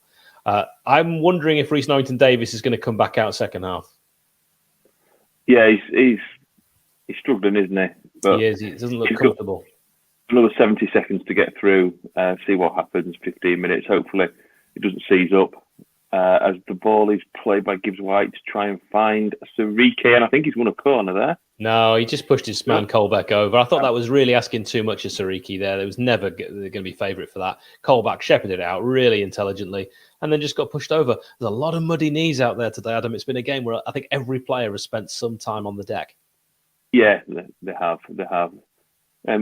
Colbeck's still going as well. I mean, his hair clashes with the shirt, but we'll move swiftly on from that comment. But he's always a player, Jack Colbeck, who, particularly when he was at Sunderland, who looked like he was destined for big things and perhaps hasn't had the Premier League career that many thought he would have had as a younger player. Yeah, absolutely. If you are just joining us, this is our watch along where even though we can show you the game, we're not legally allowed to. So we will just give you our biased Blades commentary while we watch the game on Sky Sports main event. If you found a different way of watching it, perhaps you're overseas, you can pause us if you're watching on Twitch, if you're watching on Facebook, or if you're watching on YouTube. And if you are watching on YouTube, please subscribe. We really need the help. And also get involved in the super chat. We've only had 1 super chat today as we reach half time, as you can see on the screen. It is half-time, 0-0, not a scoreline that I think Forest will be particularly happy with. They'll feel they should be at least a goal up. Brennan Johnson having a penalty saved by League One 𝐍𝐸𝐻, who is now going to be called on this channel World Class 𝐍𝐸𝐻. I'm sticking with Where's the Ball. I like my nickname. Fair enough. I'm not budging on that. Sorry. I'm going to let Robert in from Ohio. And Adam, I'm just going to leave you for a moment as I take my necessary halftime ablutions. Hello, Robert. Hello. Let us know what you thought of that. Yeah. By far, I would have to say Wes has been our best player this first half. It's not a hard argument to make. I think most of us would agree when you save a penalty. You had that really good block save earlier. But yeah, like, I don't know. John Egan is not playing well. Most of the players today have given the ball away. I joked in our fans react chat that the player ratings that I'm going to give today are going to be based on 10 minus the number of giveaways that you've had. And so far, John Egan is at like a -7. So yeah, it's been poor. We are definitely lucky to be 0-0 at this halftime. Yeah. What do you think to 𝐍𝐸𝐫𝐶's debut so far, Rob? Until the last couple minutes, I'm actually been really impressed with him. And it's been interesting, his positioning, and maybe it's just because Ben Davies is on the right and he's normally left-footed, but 𝐍𝐸𝐫𝐶's been very, very far up the field. Normally we see Baldock in a more kind of back, almost a fullback type role, making runs. Norrington Davis on the other side also stays back, but he's playing more like Bogle, where when we kind of win back possession, have it for a little bit, pass back and forth, he is like basically pushing the line up there with Billy Sharp. And that's been interesting. It hasn't really worked too well yet, but I'm interested to see if that tactic works in the end. But defensively, he's done what he's needed to do against Davis on the other side. He's definitely stood up enough to him to be, in my terms, a very good debut so far for someone who, yeah, like you guys have mentioned, was out in Belgium, almost a waste for half a season there. Yeah, pleased so far with him. Good. And Chris Basham's a big miss, isn't it? You can see today, particularly on the right-hand side, we're not putting square pegs in round holes, etc. again. But I think it's nights like this we're really missing Bash. Certainly. There was one overlap that Ben Davies had about like the 35th, 40th minute, somewhere in there. And Berga passes it out to him. And that's normally where Chris Basham is. And Chris then, puts a right-footed cross into the box and something happens. Ben Davies had to take, that touch and come back onto his left foot and hits it right into a Forest defender. So it's definitely the footedness on that overlapping run is where we especially miss it. I don't think it was as big of a deal when we saw Baldock playing on the left side with a right foot, because he's usually cutting back a lot further. He's not at the touch line when he's cutting back. He's cutting back at the front edge of the penalty box, or, almost a little closer to the halfway line when he cuts back. So there's a lot more room to do stuff. Someone can overlap on him with an appropriate left foot. But when 𝐍𝐸𝐫𝐶's already pressing up that far into the box, when Berga is the one passing off to you, you really need to have a right foot to get that cross in there, the way that tactic works. Yeah, no, it's a really good call, Robert. And with Rhys Norrington-Davies picking up a knock, is he going to be fit for the second half? If he's not fit to continue for the second half, would you like to see a change in formation, or do we stick with the formation and shuffle players across again? What would you like to see, Robert? Yeah, I would. And obviously, this all depends on how Heckenbottom feels about Osborne, because he said he's been out with an injury, not really one that a lot of the fans have known much about. And it's kind of, he's recently come back into training. He's obviously on the bench today. So in all of our minds, if you're on the bench, you're ready to play. So switch him out at halftime if the injury is really that bad. But you do have, like we've said, the option of bringing on Kyron Gordon onto the right side, shifting Ben Davies over to the left, moving Jack Robinson out onto the flank. But with Robbo having the yellow card, do we really want him running back and forth, chasing players from behind, which is usually ends up what happens on that wing back role? You're chasing someone down because we've lost the ball in a poor area. And I don't know if I want to risk that. So I would either bring Osborne on, or I would, I wouldn't switch to the back four either, now that I'm about to say it out loud. I would bring Osborne on. That would be my change. Okay. And any other changes you'd make at the break? No, everybody else is playing well enough. Our poorest player obviously been John Egan, but I'm not going to take him off for Kyron Gordon. That's just never a change I'm going to make at halftime. Maybe 10, 15 minutes to go, you could do that if Egan is really that bad, and maybe if he gets a yellow card or something just for a silly foul. But at this point, Egan plays the rest of the way, despite being our poorest player. Yeah, he has misplaced plenty of passes, hasn't he, Adam? He has. And John Egan, of course, played every minute this season, so I don't think we're going to see John Egan substituted unless for injury or even worse, he gets himself sent off.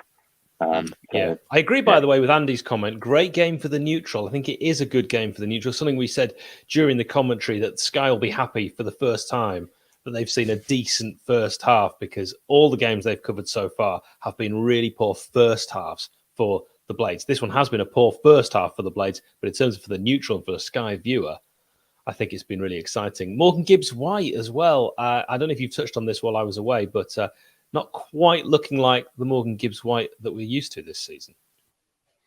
So yeah, he had that really, really good touch on his breakaway run where he flicks the ball over to the defender and receives the kind of 1-2 pass, makes a great run. Obviously, nothing came from that in the end, but Gibbs-White has these flashes that we've seen today, but it's the full gameplay that we're missing. And we know he can do it. He's brought this to many games this year. But today we're kind of getting the flash in the pan version of Morgan Gibbs-White. Well, you know what that has all to do with? Bobby in the background is going to become Bobby in the foreground, because Bobby, it's you, isn't it? It's you and the Morgan Gibbs-White effect. Yeah, it is. It's just not the best luck, is it? No, it doesn't gel, doesn't mesh. Whenever Bobby is doing a watch-along or he goes to a Blades game, Morgan Gibbs-White has an off day. Yeah. I can't really explain why. No, I don't think there's actually a rhyme or reason. I think it's a coincidence. It just happens, doesn't it? It just happens. It just happens. No, it's been an entertaining one for the neutral, definitely. From a Blaze point of view, quite frustrating. Misstrade passes, things like that. Just gets frustrating after a while. Egan, I don't think he's played a pass yet. But he has, but not to a Blades player. Yeah, he has. I'm exaggerating. But Forest, penalty saved. Same thing happened against Blackburn, and the Blaze went on to win in the last minute. Let's see what happens in this one. Bobby, if you are calling that, by the way, we'll clip this. Who is going to get the goal in the last minute? Because Ben Davies is on the pitch. He is on the pitch. He's on the right-hand side too. He won't get the goal from me. I'm going optimistic. Or am I? I don't know. I know what you're going to say. In fact, I have got a graphic ready for what I think you're going to say. No. You do it first, and I wasn't going to say McChicken. No, I was going to say Dan Jebeson. Dan Jebeson is going to come on. You're going to say Daniel Jebeson. I was going to say Daniel Jebeson. He's going to come on, and he's going to score, and he's going to get into this team, because I think he deserves it. I think we all want it as Blaze fans, and just make it happen. That would be fantastic. I would love to see Jebeson given some proper minutes. Let's have a quick look at the options on the bench. You've got Ollie McBurney-Powell, you've got Ben Osborne, you've got Connor Howrahan, you've got Kyron Gordon, you've got Iliman Adai, and you've got Daniel Jebeson, all as options that could be utilised at some point by Paul Heckingbottom. So, Robert, without wishing to cover ground that you've already covered, Forest, they look to me like a serious promotion contender. Have you been really impressed with the Tricky Trees? Yeah, it's definitely, I don't know if it's as much they just have, a good game plan against us today, or we just aren't in the right mindset this first half. But they've certainly looked the better team. And I think everybody would agree with that. Whether or not they're promotion contenders, I mean, the last promotion campaign that I was following along with a team with bright yellow away kits did achieve promotion. So correlation, causation there. I don't know if we want to go down that rabbit hole of the Forest kit. I'm not a fan, but anyways, they do look good. Yeah. They look like a decent side. Were you expecting quite so much, Bobby, from Forest? I think we know they've got danger men. We've already seen Brennan Johnson, Jed Spence. They've used their dribbling abilities to to full effect. Obviously, Jez Spence winning the penalty. Johnson couldn't convert, unfortunately, or fortunately. But fortunately, that's what it is. Yeah, fortunately. I know. it's not even a I debate. corrected myself. Bobby, just tell us. Just tell us. Did you think it was a penalty, Bobby? It was a tough one. It was a really tough one. We've all seen them given. Of course, it was given. But for me, I don't think it was a penalty. They've both gone over each other, really. But yeah, not a penalty for me. But Robert, what did you think? No pen. It was clearly the Forest player sticking legs out into Reece Norrington Davies, and it's almost like tripping him up. And then because he's falling over the Forest player, like that's why it looks like a penalty. But the announcers here on the U.S. broadcast agreed that it shouldn't have been a penalty, that there wasn't really anything Reece could do to avoid contact in that situation. And in that case, how do you award a penalty? So, but as we say in basketball, Sanderberga's second favorite sport, ball don't lie. You get a foul, you miss your free throw, ball don't lie. So get a penalty, miss the penalty, ball don't lie. Who do you have when on your feed? Do you have any famous summarizers? No idea. It's no idea. You haven't got Alexi Lalas, just, no, it's saying yeehaw and playing his guitar. On some of the U.S. national team games we do, but the regular championship broadcast is just some English bloke. Don't know his name. I could probably look it up, but yeah, nobody fun. So I think this sort of sums up the thoughts of our viewers. Not a penalty, clear penalty. So, yeah.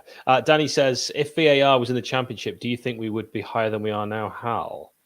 That's a great question, Danny. I always think that VAR tends to not be a great friend of Sheffield United.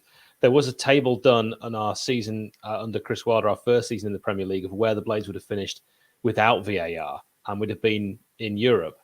And that's something to consider, isn't it? Let's just leave it like that. Who knows what would have been different if VAR hadn't existed. But hey, the luck of the Blades that they bring it in our first season back in the top flight. You just couldn't make it up. Bobby, we know that Paul Heckingbottom doesn't make changes at half-time, and I guess the first time he ever will do that will be when his hand is forced and there's an injury. Yeah. Do you think that Reece Norrington Davies is going to be iced up and sent back out there, or is he going to be subbed off? It's a tough one. He's had injuries this season. Obviously, he's just come back from one. It's been reports that he's playing through it today. So I don't know. Maybe you take the precaution in taking him off, or do you try and go and play with him? It's a tough one. You've got Ben Osborne on the bench. Obviously, he's just come back from an injury as well. So it's an interesting one. Do you put Kyron Gordon on for another game in the league? There's options there. Whether he does it or not, different story. Yeah, quite right too. Let's bring Statsman Adam back into the mix. Look at this. It's like one of those. It's like a phone party. What have you made of the referee, Adam? Giving away free kicks he's given free kicks for bitty challenges, and he's got one or two things wrong.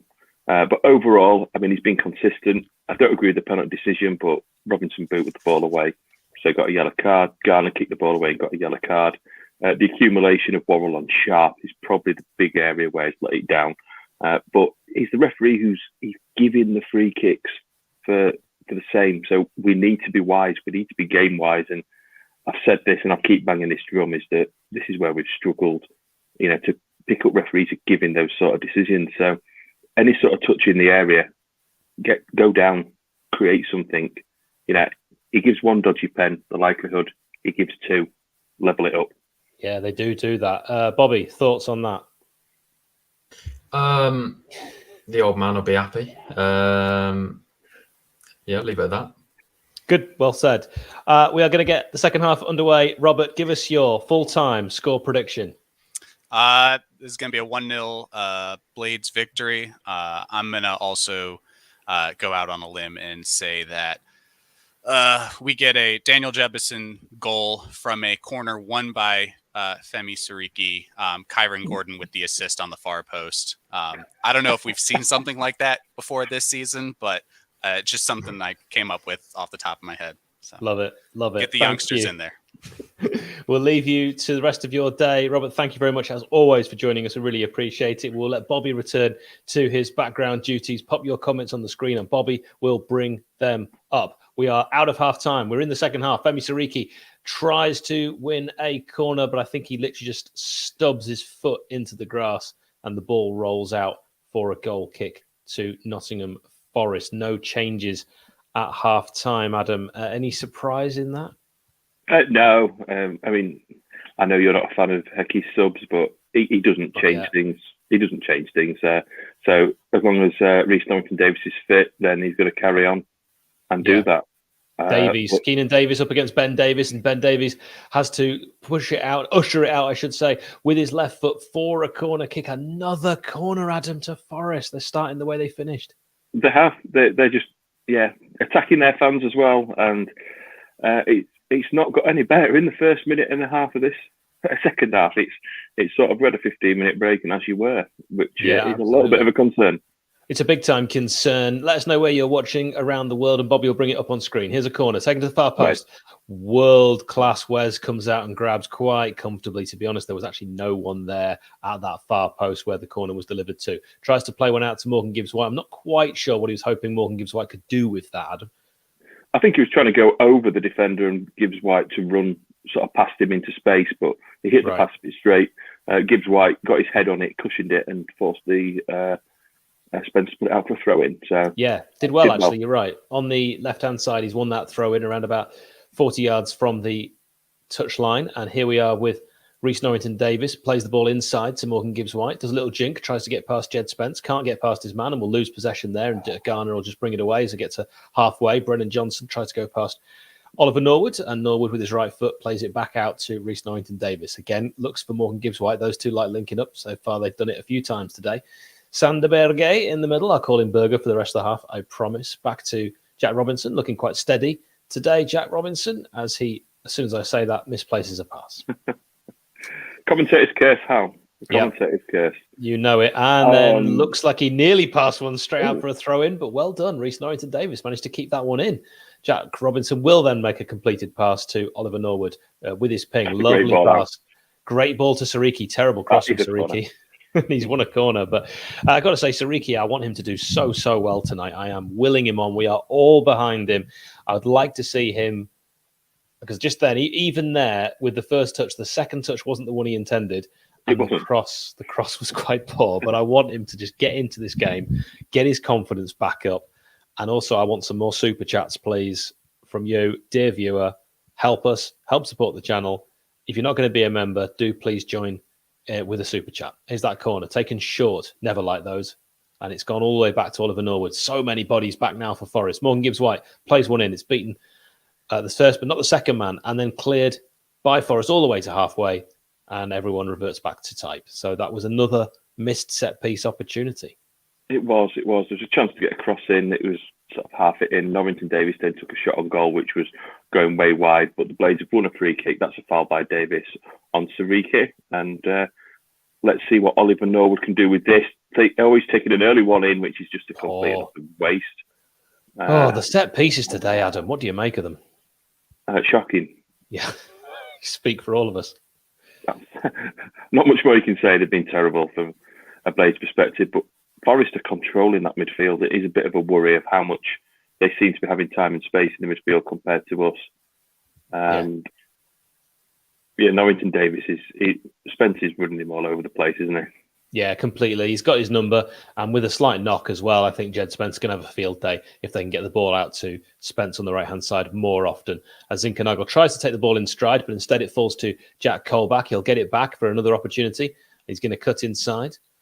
And here's a chance for Forest to break on this left-hand side. It is Jack Colback. He instead decides to play the ball short. I thought he could have taken it himself, and that'll just roll out for a goal kick. 𝐍𝐸𝐶𝐺𝐸, one touch too many, and Wes is quite happy with that. Let us know where in the world you are watching. Don't forget to like the video if you haven't yet. It takes a second to do that. You can only do that, though, of course, if you have an account. So get yourself an account. Do it with Google Mail. I've done it. Adam's done it. If we can do it, anyone can, because we are Luddites. And then subscribe to the channel. That would also be tremendously helpful. As Forest win possession back yet again, but then they give it back, this time to Sanderberger. Good Oliver strength Norwood. again. It's great strength. You're absolutely right. Watching in New Orleans, you Reds. That is Rob, who's obviously a Forest fan. Sariki with a poor pass. It'll be intercepted. And it's a chance for Keenan Davis to try and beat Ben Davies. He's wrestling Ben Davies there. I think there was a little bit of frustration that he was getting pushed as well out of the picture there, Adam. But 6 of one, half a dozen of the other. And he's booked Ben Davies, and what? I'm a bit surprised by that. You could I am probably tell. shocked. I was thinking, well, Davies, so he's blocked him off, but then he's grabbed him round the neck and thrown him to the ground, and somehow has decided that's a free kick to Forest. I mean, that's ridiculous. As I said at the time, 6 of one, half dozen of the other. I've seen it again. That was Keenan Davies fouling Ben Davies, and he's been booked. Ben Davies has been booked. It's a free kick in a dangerous position to Nottingham Forest. I don't like this at all. On this left-hand side, Garner will take any touch in there, I thought, from Brennan Johnson could have led to danger, but he actually left it, bizarrely, and Oliver Norwood will clear it. And there's an offside in there as well, Adam. A complete missed opportunity for Forest. Femi Sariki wipes his face. Has he got a knock, or is he all right? Yeah, he's got a knock. He was, something happened when the cross came in, and he's got a knock. He's feeling it. He is. What have you made of his performance so far? Well, I think it's been steady. He's had a few heavy touches. For me, he's been caught out of position and left too much defensively on the right. But Robert at half time was saying, look, he's playing the Jaden Bogle position and getting forward more. Maybe that's what he's been tasked to do. And it's the fact that we're missing Basham in the right centre back, and Davis, Ben Davies not being able to sort of fulfil that role playing together where it's not quite worked. So maybe I'm a little bit overcritical on him, having listened to Robert's comments. I think I'm not thought of he's being told to push up, and that's what he's been told to do. So, but steady, no better than that. Took a ball in the face from Oliver Norwood when Norwood was trying to clear the ball there, just smashed Sariki straight in the face. Sariki then tries to play in Sanderberger, but that is overplayed, and that will be a throw into Forest. Sariki will be really disappointed there because that was not a difficult pass. It wasn't. It's just we can't get over it. We just can't get over it, and just can't get any sustained pressure. Their goalkeeper's not a. I'm calling him the goalkeeper again. I can't remember his name. Yeah, him. He's not had a save to make of note. And it's been disappointing. But surely we're going to have a 10-15 minute spell here, where we have a bit of possession, a few shots on goal, and hopefully look to get in front, because Forest has missed the chances. So we need to capitalise on this now. Sander had one shot against Horvath in the first half. That was it. You're right. He's not had a lot to do. Certainly nothing in the second. And you're also right that we're not in the ascendancy. We just can't get hold of the ball and just maintain it. You were saying this in the first half. A little bit of possession, 3 or 4 passes just strung together would be absolutely fantastic. And we just need to see that, calm everyone down. At the moment, it's a little bit panicked and rushed from the Blades, and the misplaced passes. Exactly like that. A misplaced pass from Jack Robinson. Oh, it's a John Egan slide across that just denies Forest, with Brennan Johnson getting in again. Jack Robinson with a shocking pass. Adam, what did you make of that? Well, John Egan, first of all, we persist in playing this ball square. It was effectively 2-on-2 when the ball was played by John Egan, which then sold him short, which then has the knock-on effect of them rushing and passing and eventually losing the ball. Thankfully, Egan had the awareness to actually see what was happening and make a decent interception to cut it out. But it was another error of our own making, just with this rush passing, sometimes the time just to get it forward. I don't like the fact we're persisting with these goal kicks. Egan's giving every ball away, and he's standing next to Wes and he's passing it all of a yard to him, and it's just inviting pressure on ourselves, and it's just not looking convincing. And again, we're giving it away again. It's just poor, and errors. It's only 5-6 yard passes. It's not like long ranging passes, and we're just causing ourselves panic, and we're going to be ended up giving away silly free kicks, silly bookings, and if we're not careful, we're going to find ourselves behind in this game. Yeah, and the way the Blades are playing, Adam, I fear if they went 1-0 down, that could be curtains, because Forest look like a side that can shut up shop. Yeah. Keenan Davis does really well. He's going to get the ball back. He's going to get a shot away. It's going to be blocked by Ben Davies. And the Forest fans behind that goal giving a rapturous applause to the strong striker, the number 9, for those tricky trees. And they have been tricky today, Keenan Davis. And he's done really well. Gets that shot away on his weaker foot. It's blocked by Ben Davies. Goes out for another Forest corner. As away performances go, this is really strong from Nottingham Forest. It is. It is. I mean, they deserve it, no question about it, at this moment in time. Corner's completely a waste for Forest. Wes will catch that, as he has done with the previous one. He tries to fire it long. Again, Adam looking for Morgan Gibbs-White, and again gives him a very tricky ball he can't do anything with. Yeah, but I don't mind that. Wes trying something a bit different, playing out from the back, and all this short stuff hasn't worked. So he tries to put a bit of impetus in the game, and he's not quite found Morgan Gibbs-White. But, 2 yards in from the touchline, he finds Gibbs-White, and there's a chance for us to perhaps make something of it. So I'm not totally averse to him trying that. I know what you mean. If you're a Forest fan and you're watching us for the first time, show us some love. Give us a super chat. We'd really appreciate it. It's probably the only time you will join us on the channel, because I think one of these two sides, I'm just going to call it now, is going up this season. So we probably won't be playing you next season. So yeah, give us a super chat. Let us know whereabouts in the world you are. And even though you're a Forest fan, you're welcome to watch the channel. That's an interesting call. One of these two sides are going up, Hal. That's a bold statement. Looking at the way Forest are playing, if I had to pick one, it's going to be them. Another misplaced pass from the midfield. This is awful. Davis will just spread that ball out to Brennan Johnson, who's seeing so much of the ball. He's going to try and beat his man, Jack Robinson. And of course he does. He's past him. And Robinson will get that foot in. And another corner to Forest. This is unrelenting pressure from the away side. The Blades cannot get a break. Now, Forest have got their 79th corner of the game. Well, that's what it feels like anyway. But Blades need to potentially look at changes now.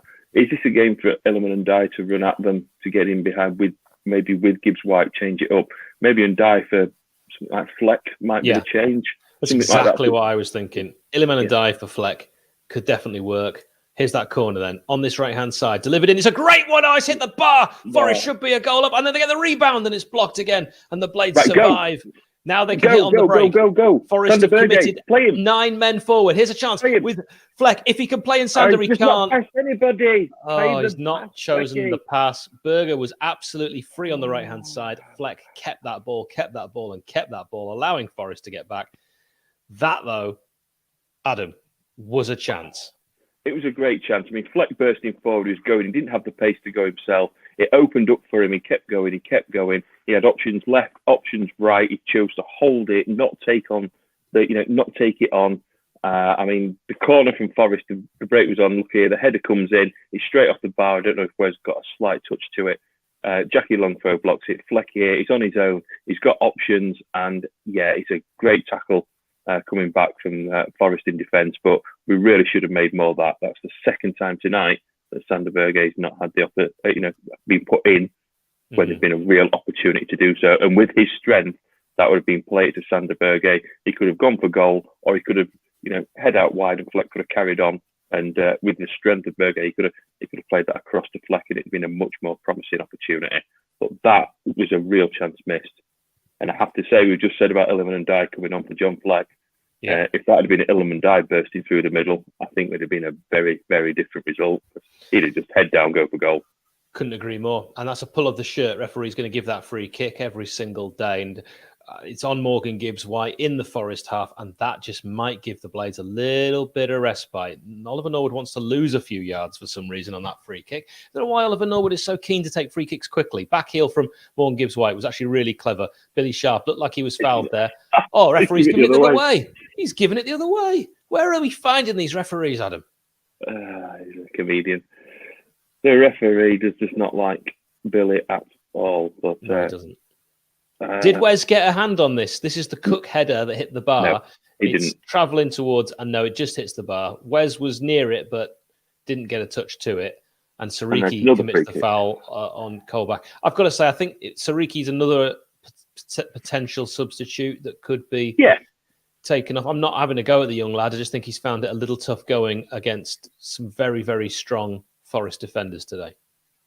Yeah, he has. It has. It's been a tough game to come into, and it's by no means his fault. The back five haven't played together. Obviously, particularly got one player making his debut.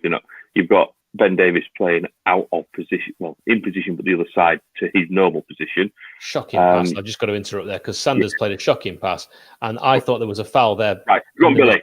But here are the Blades with Billy potentially offside. The flag hasn't gone up. Billy's going to try and beat 6 or 7 players. He's got a lot to do here. Finds Jack Robinson. Don't say that too many times. Billy to Jack Robinson, but it's back to Jackie Long throw, out to Reece Norrington-Davis, who's playing with a knock. We know he's going through the pain barrier for the cause today. Fleck, back to Jack Robinson. Fleck, good pass.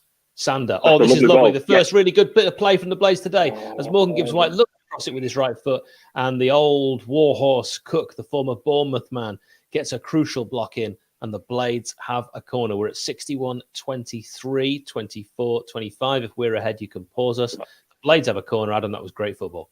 It was great football, and that was great defending as well from Steve Cook. He used all his experience there, because if that was lifted across going through, I think Billy Sharp's tapping that in from around about 5 yards to give the Blades the lead. But let's see what we can do from this set piece. Corner, he's whipped in. It looks a good one, but it's just not quite long enough. It just hit the near post. I thought it was going to beat the man, and Forest is suddenly on the attack out of nowhere. They're coming down this side and well across. Reece Norrington-Davis held them up well. Good, sensible challenge, and Forest will have a chance to reset. Match stats now, the Blades have had 54%, surprisingly, of possession, but it's the touches in the opposition box which says it all. We've had 6 touches all night to Forest 24. Now 4 times the amount of touches Forest have had and look more dangerous. 10 shots to 3. 3 shots to 2 on target. You have to say we're still lucky to be 0-0, and surely the tide has got to turn a little bit here. Davis holds it up well. Cole playing well. With Colback, I think that was there. But Forest, they dominate. Yeah, they are dominating. It's the only way you can put it. They're actually forced back there to Horvath, all the way back to their own keeper, who fires it across, and Femi Sariki will win that header, but not particularly convincing header. I don't think that was exactly where he wanted to put it. He's up against Colback, who's won it and done really well. And here's a chance for Garner. Plays that ball into the very dangerous Keenan Davis. Lays it out to Jed Spence. He can get past his man, Reece Norrington-Davis. He's shown already he can do that. Foxes him. And really well done, Reece Norrington-Davis, after I thought he'd been beaten because Jed Spence checked back and Reece Norrington-Davis got a foot in. He found Morgan Gibbs-White with the pass, and Morgan Gibbs-White, as has been the case today, Adam, just wasn't able to do anything with it. He wasn't. And, there's an opportunity there to get forward, and that's where he needed to be cute. If that had been Billy Sharp, he'd have won a free kick and on halfway, and we'd have gone from there. But Morgan Gibbs-White, he was kind of... The thing that frustrates me about Morgan Gibbs-White is he tries to do the clever stuff rather than the simple stuff sometimes. And there, it's get hold of the ball, look for Billy, hold it. And I think he was just trying to do something a little clever to turn, and the ball just got away from him. Not being his night tonight. He's, again, another one who he can provide a spark. So do you take him off? But, Ilman and Dye could come on for Gibbs-White as well. That's another opportunity. It is. You could have him die for Fleck and Ollie McBurney, pal. Ollie McBurney, pal. Spare strength. I've seen a few people call 1-0. Ollie McBurney going to bag the goal. I've seen that a few times this week on the build-up to the game. Could they be right?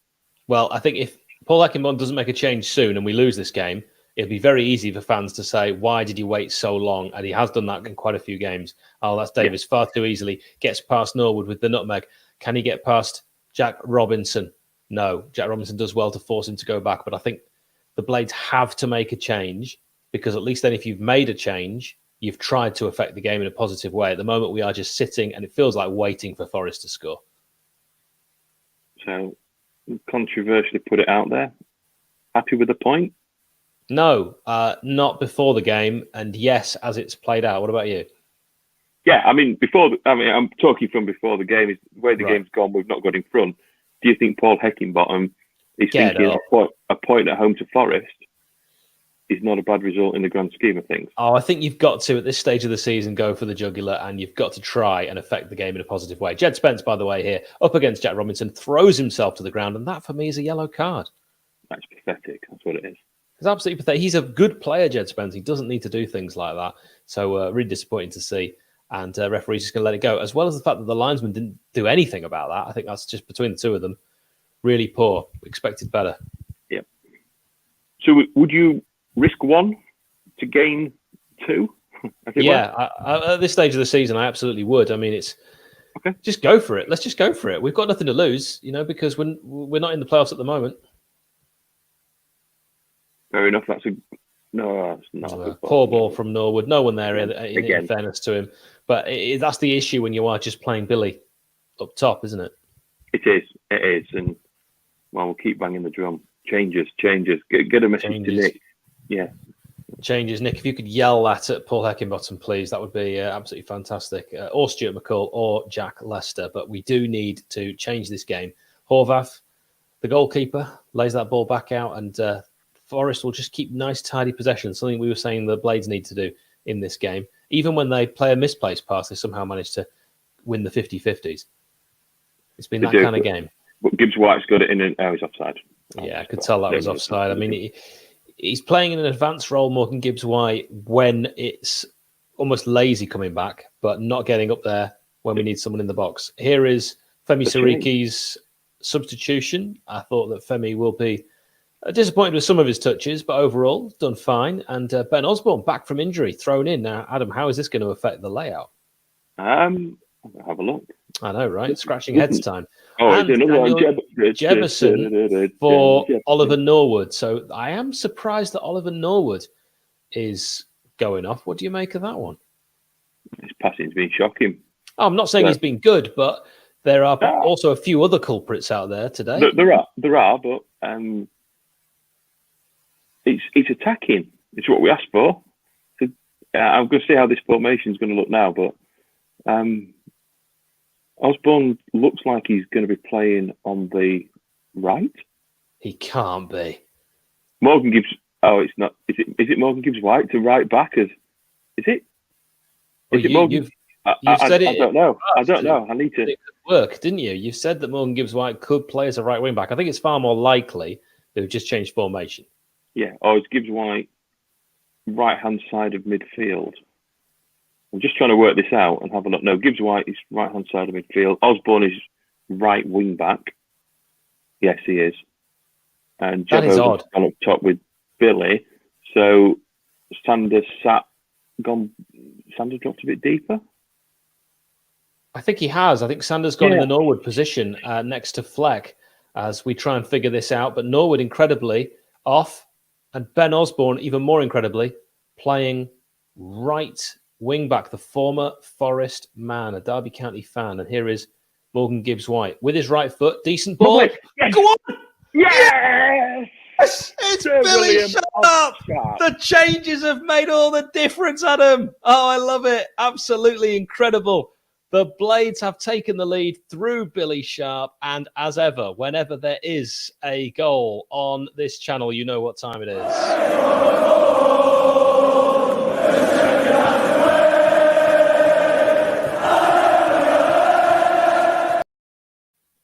Oh, wow. I tell you what, we needed that, did we not? Morgan Gibbs White puts the ball across. It's a great ball. And Billy Sharp, could he miss? That's a fantastic header from Billy. And I don't... Is Billy... Look at his eyes. Is he going for goal here, Hal? Is he going for goal or is he looking for Osborne? I think he might be, I think he's looking for Osborne and it's gone in the bottom corner. I think you might be right. Dare you to say it to him, not me. Well, talk us through it. He scores goals, doesn't he? Blades got on the attack. Morgan Gibbs White he cut inside, took one touch, held one touch, and then put a gorgeous ball into the back post. And Billy Sharp heads it back across the goalkeeper, which is the right way to do it, and it's dropped into the bottom corner. If he'd have not headed it back across and it had been a bit further out, then Ben Osborne would have been a tap in with only a second touch. But Billy Sharp, netting against his former club. He likes scoring against his former clubs, does Billy? Oh, he does. 13th, did I just see? 13th goal of the season?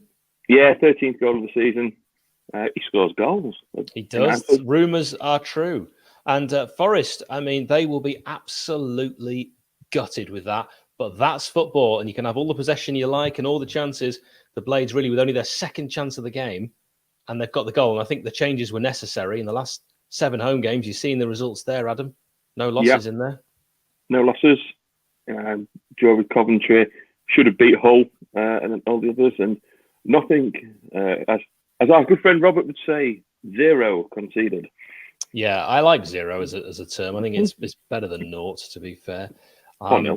Guys, I said 2-0 Sharp and Morgan Gibbs-White. Jeff, let us wait and see. Hopefully you are right. I would love a second goal for the Blades. A little bit of breathing space would be nice, because right now I'm fraught with nerves. I'm never more nervous than when the Blades take a lead. Here is Keenan Davis and Colback as Forest just continue that unrelenting pressure, which we've seen since minute 1 of this half and of the first half. But it is the Blades who have the lead through Billy Sharp.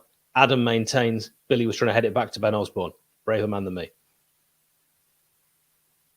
Absolutely, but we'll look back. All that matter would be the result. If we could hold on to this would be a fantastic result. You'll look back at the end of the season, and this has a feel of, God, we've really got away with one tonight. If we get this season defining, potentially, and if we look at Blackburn as well, that felt like defining. That's 4 bonus points picked up, if not 5, depending how you look how we go today.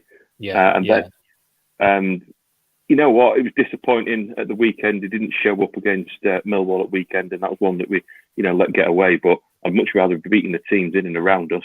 And you're right, though. A team in and around us, because Forest, if they win this game, and this is still very much in the balance, we're only at 72-11. If Forest win this game, they go above us in the table. So that's why it could potentially be such a huge match. And it is for both clubs. I think it will really set a marker down for the rest of the season. If the Blades could win this with a patched up side, the amount of injuries, I think that would really be a huge boost. But here's Forest on the attack. They're looking to get straight back into this with Jack Colback on 72-32. Colback, can he get past his man? He leaves the ball. Ben Osborne does brilliantly against his former club. And then it's a poor pass to try and find Morgan Gibbs-White. Ben Osborne, he's going to have to try and win it back again now, because it's Forest again on the attack, Adam. It is, but I just can't believe that 30 seconds ago he didn't give a foul on Fleck. I mean, Fleck was just taken out of the game there. And he's been giving them free kicks all night. Josh Smith, the referee, if you are just joining us, has been giving a lot of free kicks. Here's a chance for Forest. Oh, they can get in here, and it's a shot that goes near post. What was he thinking, Zinkernagel, when he had options across and he went near post? Terrible decision-making. It was. I mean, he's played nicely in, went past Osborne, and he's just sort of got it sort of stuck under his feet a little bit, and he's just sort of ended up slicing it into the side netting, but nowhere near threatening West Fodringham in goal. Yeah, awful shot. Really did not get a hold of that. Zinkernagel, a decent player, Forest fans were telling me in the build-up to this one, but didn't show his shooting boots were on there. I wonder if Jed Spence has changed his boots, because he was sliding around all over the place. West Fodringham decides to take the goal kick, as is his wont, from the other side of the box. I'd imagine, we can't hear them, of course, but the Forest fans probably pretty angry about that. Yeah, but a rare goal kick upfield from West Fodringham and not messing about with it at the back. Which the Blades did nothing with it. Yeah, it was Jebeson who was like trying to get a hold of that. Unfortunately, it just slightly ran away from him, but the Blades are going to get it back with a misplaced pass. And there is 4 men forward now for United. Make it 5 as Ben Osborne joins the attack. It's Morgan Gibbs-White who looks to try and get a shot away, and it will just take a deflection, roll out for a corner on this right-hand side. The Blades are attacking the Kop in this second half, which you always like to see. It's always a good sign. We tend to score goals in the second half. We've done it again. Can we either add to it or hold on for what would be an important, I need to said at half-time, unlikely victory? And that's purely just the way the game's been played, not because I think Forest are a better team on paper. It'd be nice to get a second now. It would really settle the nerves a little bit. Anything could happen at 1-0, as we know. So second one would work really well. A lot of jostling in the box. It's gone deep. It's a header. Oh, it's a good save. I think it was Billy with the header. It's a good save. Fleck comes in. It's a chance. And it's always another good save. He's pinging around there. The Blades looking. John Egan. Oh, blocked. Oh, that was three chances, three Adam. really good chances. But Forrest held firm there. Good Hobart in goal. He made a good couple of stops there. He was very alert. But that's more likely for the Blades, making this look much more lively. Gibbs White now, he's just probably overrun that one slightly. But wins a throw in. I'd like to see the long throw used a little bit more here. I agree. Opportunity to get it in. There's Morgan Gibbs White, who, of course, was in on Twitter, said he stayed at Sheffield United after people donating organs, offering to donate organs for him to sign full time. It did make me chuckle. And what organ would you give for Morgan Gibbs White to stay? Oh, wow. Little toe. Little toe? Little toe, There we yeah. go. Maybe the tip of my pinky, but I probably wouldn't go any further than that. But that was... Well, it's more hit the keeper. I give him undue credit. I thought he made a good save, but it just sort of hit him. He just stood firm and it pinged off him. So it was Ben Davies, wasn't it? It was. But Blades have got another corner here. It's going to be John Fleck to whip one in. Let's see what United can do on this right-hand side. Oh, it's not bad at the far post. It's going to be won by Jed Spence, though, instead of Daniel Jebeson, who was the intended target, Adam. Yeah, second corner in a row, deep from Fleck. I kind of like that. Takes the goalkeeper out of the equation. Chance to head it back across goal. Try to cause a little bit of hassle. It's not. They're better corners from John Fleck. Jackie Longthrow, done with a towel. Yeah. He's now going to fire one of his long throws in front of the John Street. He's giving that ball a really good clean. He really is. He's also, I think, a little bit of gamesmanship there, Adam, and wasting time.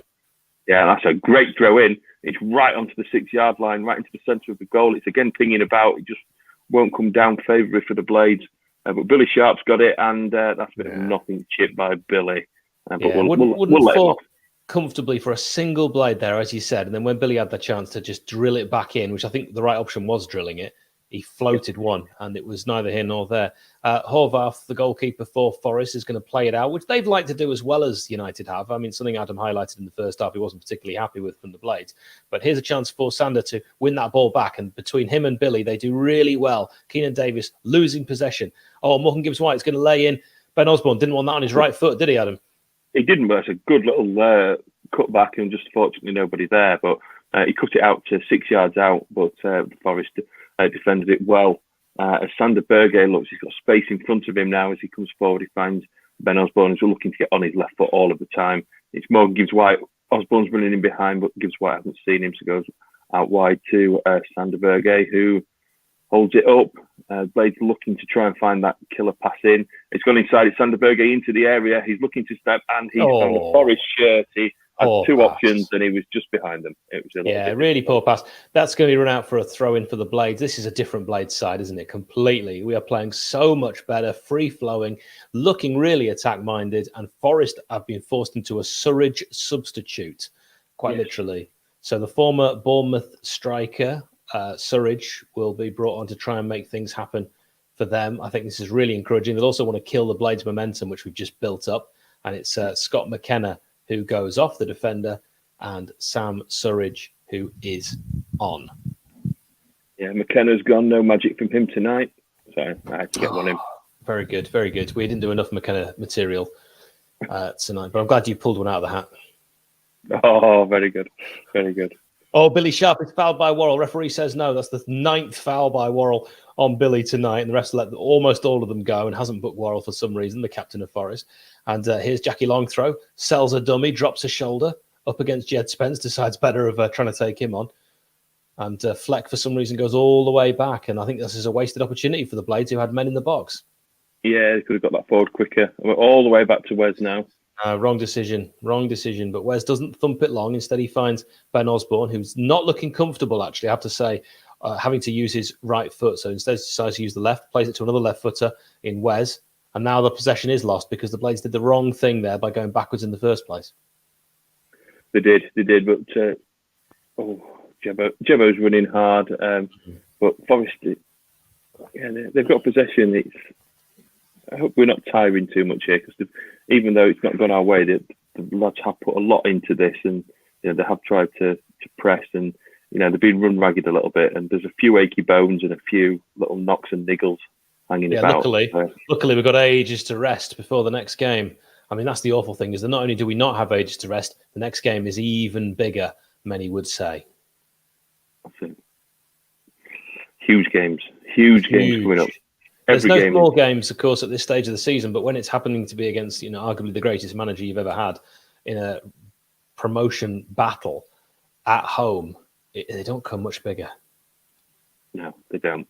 But buoyed by the fact that extra time and more time in the legs and they're tiring, and it'll be an emotional night for Chris as well, coming back. And it'd be interesting to see how he handles it, because he will want to get one up on us, despite of course being a huge blade. Of course he will. When we spoke to the Prince, off air, we chatted to him about what he would feel when Chris came back, and he wanted to do something nice for him, and he had no ill will. So let's see if they do anything for Chris. I mean, maybe they won't in this game specifically, but they might in the future. It could give him an executive box out of the way, so he's not on the touchline. Might be an option. If you can give him a box, that'd be splendid. Absolutely. There's several box options. The one right in the far left-hand corner is my preferred choice. It really will be absolutely miles away from the action there. As Forest look to come forward, we're in the 81st minute and 40. Jed Spence tries to go up against John Fleck, and instead of taking him on, he goes all the way back. And that's an interesting decision, because Forest then lose possession. Ben Osborne's done really well since he's been brought on. I got to say, he's been involved in the action straight away and has used the ball really well. That's Cook, who fires the ball forward, looking for Sam Surridge. It's not a bad ball either, the two former Bournemouth men combining. Surridge, I think, also played at Stoke. Is that right? Yeah, short spell at Stoke, I believe. Yeah. Oh, that's a great challenge from Ben Osborne. Oh, and a lovely touch to take it past Surridge. He is class, Ben Osborne. I don't care what anyone says. He really is a far better footballer technically than a lot will give him credit for. And Billy looks like he got a bad one in the lower back there, Billy. I hope that's nothing serious, Adam. Yeah, he just sort of, his studs got caught. It was clipped from behind, definite free kick, and he got stuck. Yeah. Put him in the Pucker Pies stand. Put him with 10 crates of Peroni or whatever. Yeah. He'll be laughing. Beforehand. He won't know what the score is at full time. Don't give him a bus.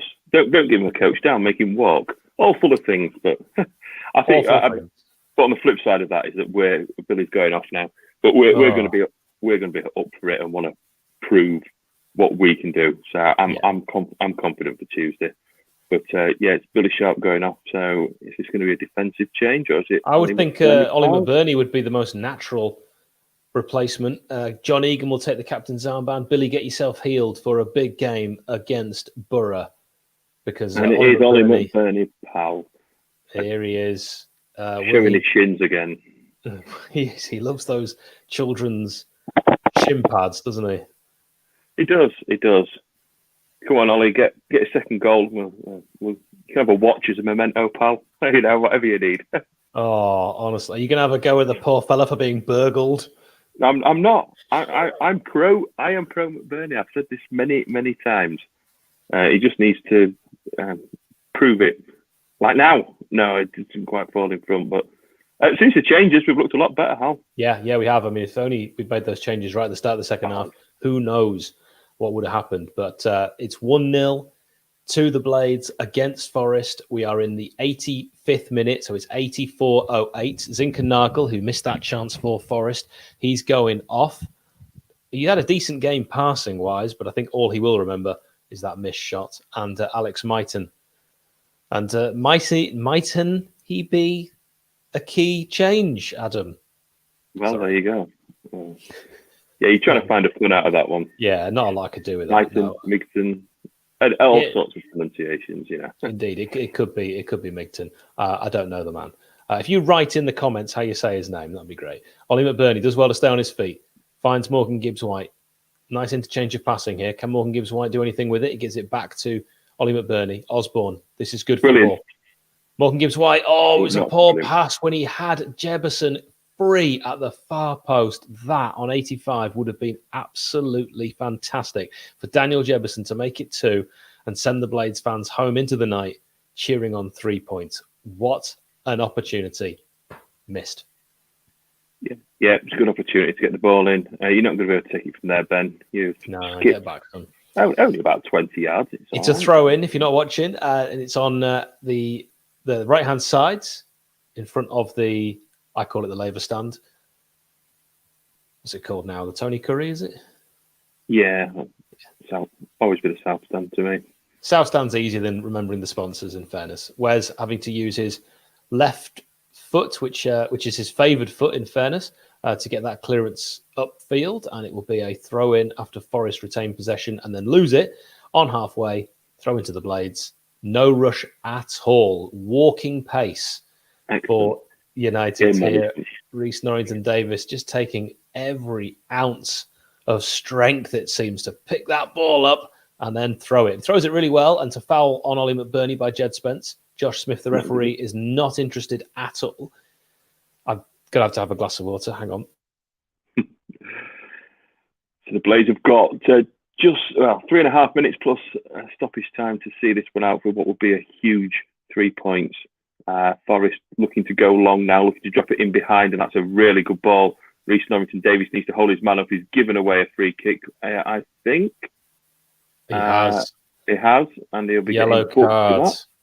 What did you think of that one? Was that right decision?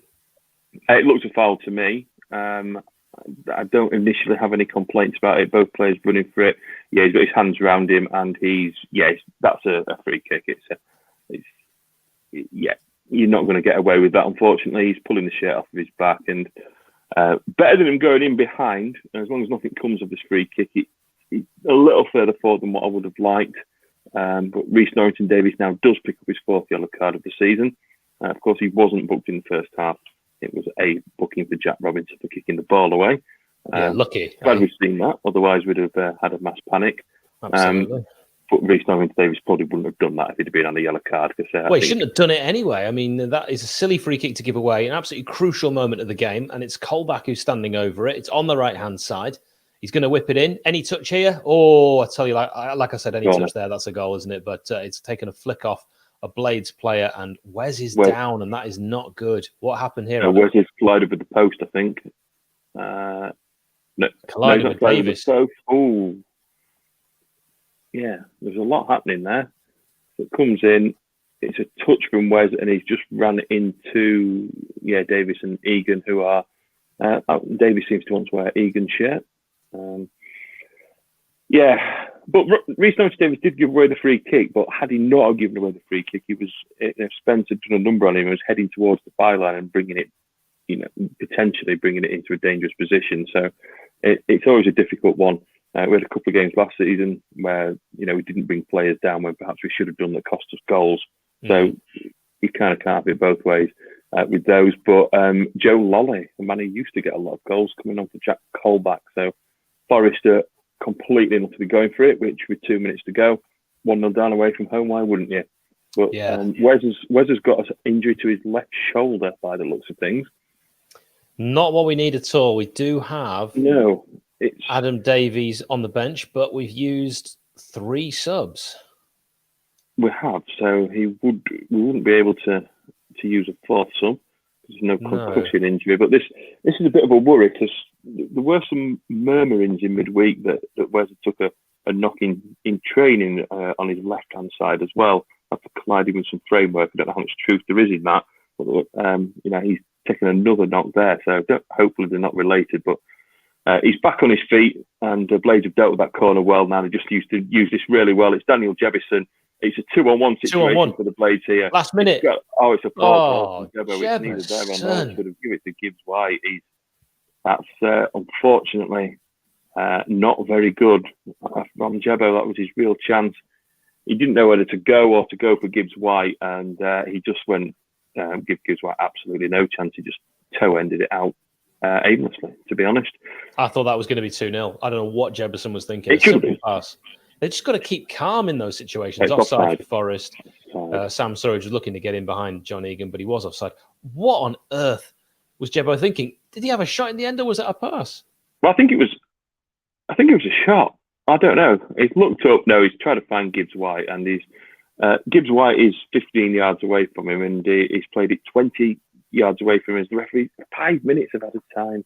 5 minutes. Where's he got that from? A tad excessive. At the start that Forest have scored, 7 goals after the 90th minute mark this season, and Coventry have got 9, of course, who the Blades play shortly as well, which so we need to be on our guard here. I'm surprised Preston aren't on that list because they've scored 90 plus against the Blades numerous times this season. But always feels like that, doesn't it? Let's not talk about that. But let's try and keep the pressure on Blades. Horvath, the goalkeeper, is not going to get a second, so he has to take that kick really quickly. Ben Osborne, brilliant. Great to see Ben Osborne putting his man under so much pressure and forcing the error.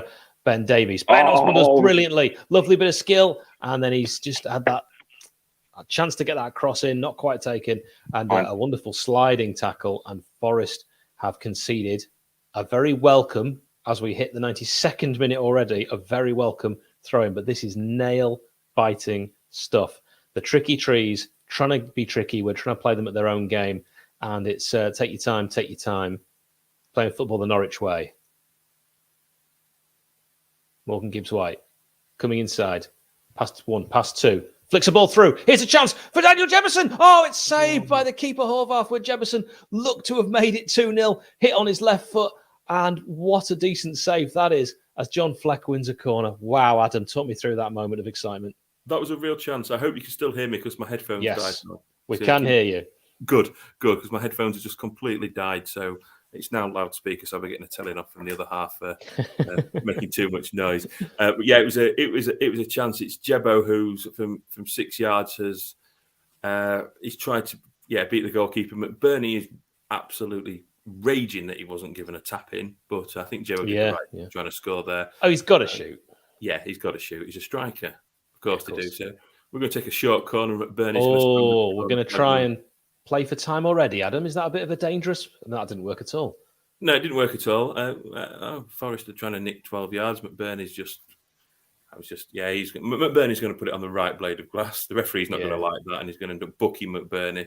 Oh, this is all a load of nonsense. He's booked McBurney. You can see what he was going to do. McBurney did put the ball where it should have been. He did, but the referee's in charge. He makes those decisions. McBurney from the initial corner just stood over the ball. He stood over it. He did a decent, he was just looking for a fight. He was going to hold it up. It was only going to go one way, and you're not going to really get much change out of that. But we could do. I still think we need a second one just to settle the nerves, Hal, to see us do. Oh, we do. Ben Osborne is going to get in behind him. This is a real danger now. Forest can look to crossing the ball in the box. Any touch here? Oh, and it's Sanderberger who gets it away. What an opportunity for Forest. We're only just now seeing 93 pop up on the screen. Why? Oh, why? Oh, why? Why does this always have to happen? Can't we just get a second goal and take some of the pressure out? What a win this would be. But my goodness, Forest have made it difficult today. Oh, they have. And it's a steal. If we win this, it's a steal. As Danny said in the comments, quite right too. Here's a chance for Forest again to come forward. It's an opportunity on this right-hand side. They've got 4, 5, now 6 men in the box. Jed Spence up against Rhys Norrington-Davies. And Rhys Norrington-Davies, I think, has just ushered that out for a goal kick, has he? No, it's a corner. It's a corner. I thought he got it off Spence at the end with the forced push, but no. And Jed Spence will... I think he's even looking at taking this himself. They're in a bit of a rush here. Now he's going to wait for Garner to take it, who seems to have taken all the set pieces, Adam, no matter what side they've been on. Yeah. He has. I think they only had one in the first half, which wasn't taken by Garner. Last minute. Garner. This is it. If they are going to nick something, you feel it will be now. Forest play a decent one in. He scored.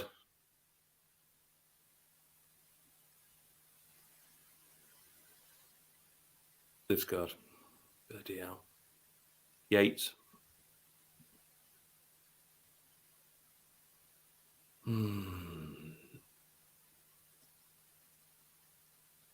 Yep.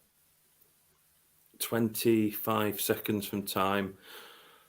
Corner swung in by Garner, and Yates has just run across from the edge of the area past absolute, and so it's he's running and Jebeson didn't get to the ball first and he's headed it into the bottom corner. It's a good header from a Forest perspective, but 2 points have just whittled away. Gutting, absolutely gutting. They've deserved it. I mean, they do. They deserve a point, but it's how it happens again. It's if this had finished 0-0, would have felt we'd have perhaps gained a point. But again, it's the manner of it's happened, of how it has happened. You know, you've got 1-0 up, you've got a few seconds to see out, and then 30 seconds from time we've conceded one and let one in. Handball, surely. Morgan Gibbs-White. Not given, but it's been not given. I think that is just going to be about that is time, isn't it? That really was seconds to hold on, as you said, Adam. Just 25 seconds to hold on. Ollie McBurney. Oh, he's given a foul the other way. Yeah, McBurney fouled his man, and that's it, isn't it? It's going to finish 1-1. It's going to be hugely disappointing. Yeah. I don't think McBurney did foul his man really there. No, just running together, but that's been the story of the night from the referee giving them silly free kicks. McBurney quite right for. Clever play from Worrell, but hugely disappointing. It is. Billy looks glum. They all look glum. It's gone from what would have been a good point to being a steal to then feeling like a kick in the teeth again. Yeah, we could have done with this one. This would have been points well won. It's a good result for the others in and around us. Yeah, it is. Ideal result for them.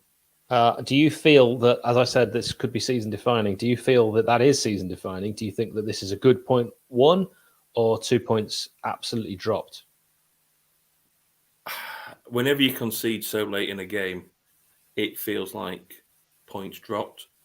But if you look back over the balance of the play and the balance of the game and the way the game's gone, if you look back in the morning after an uncomfortable night's sleep thinking about that last-minute goal, a point is not a bad outcome out of that performance and the way that game's gone tonight. But it doesn't feel like that now.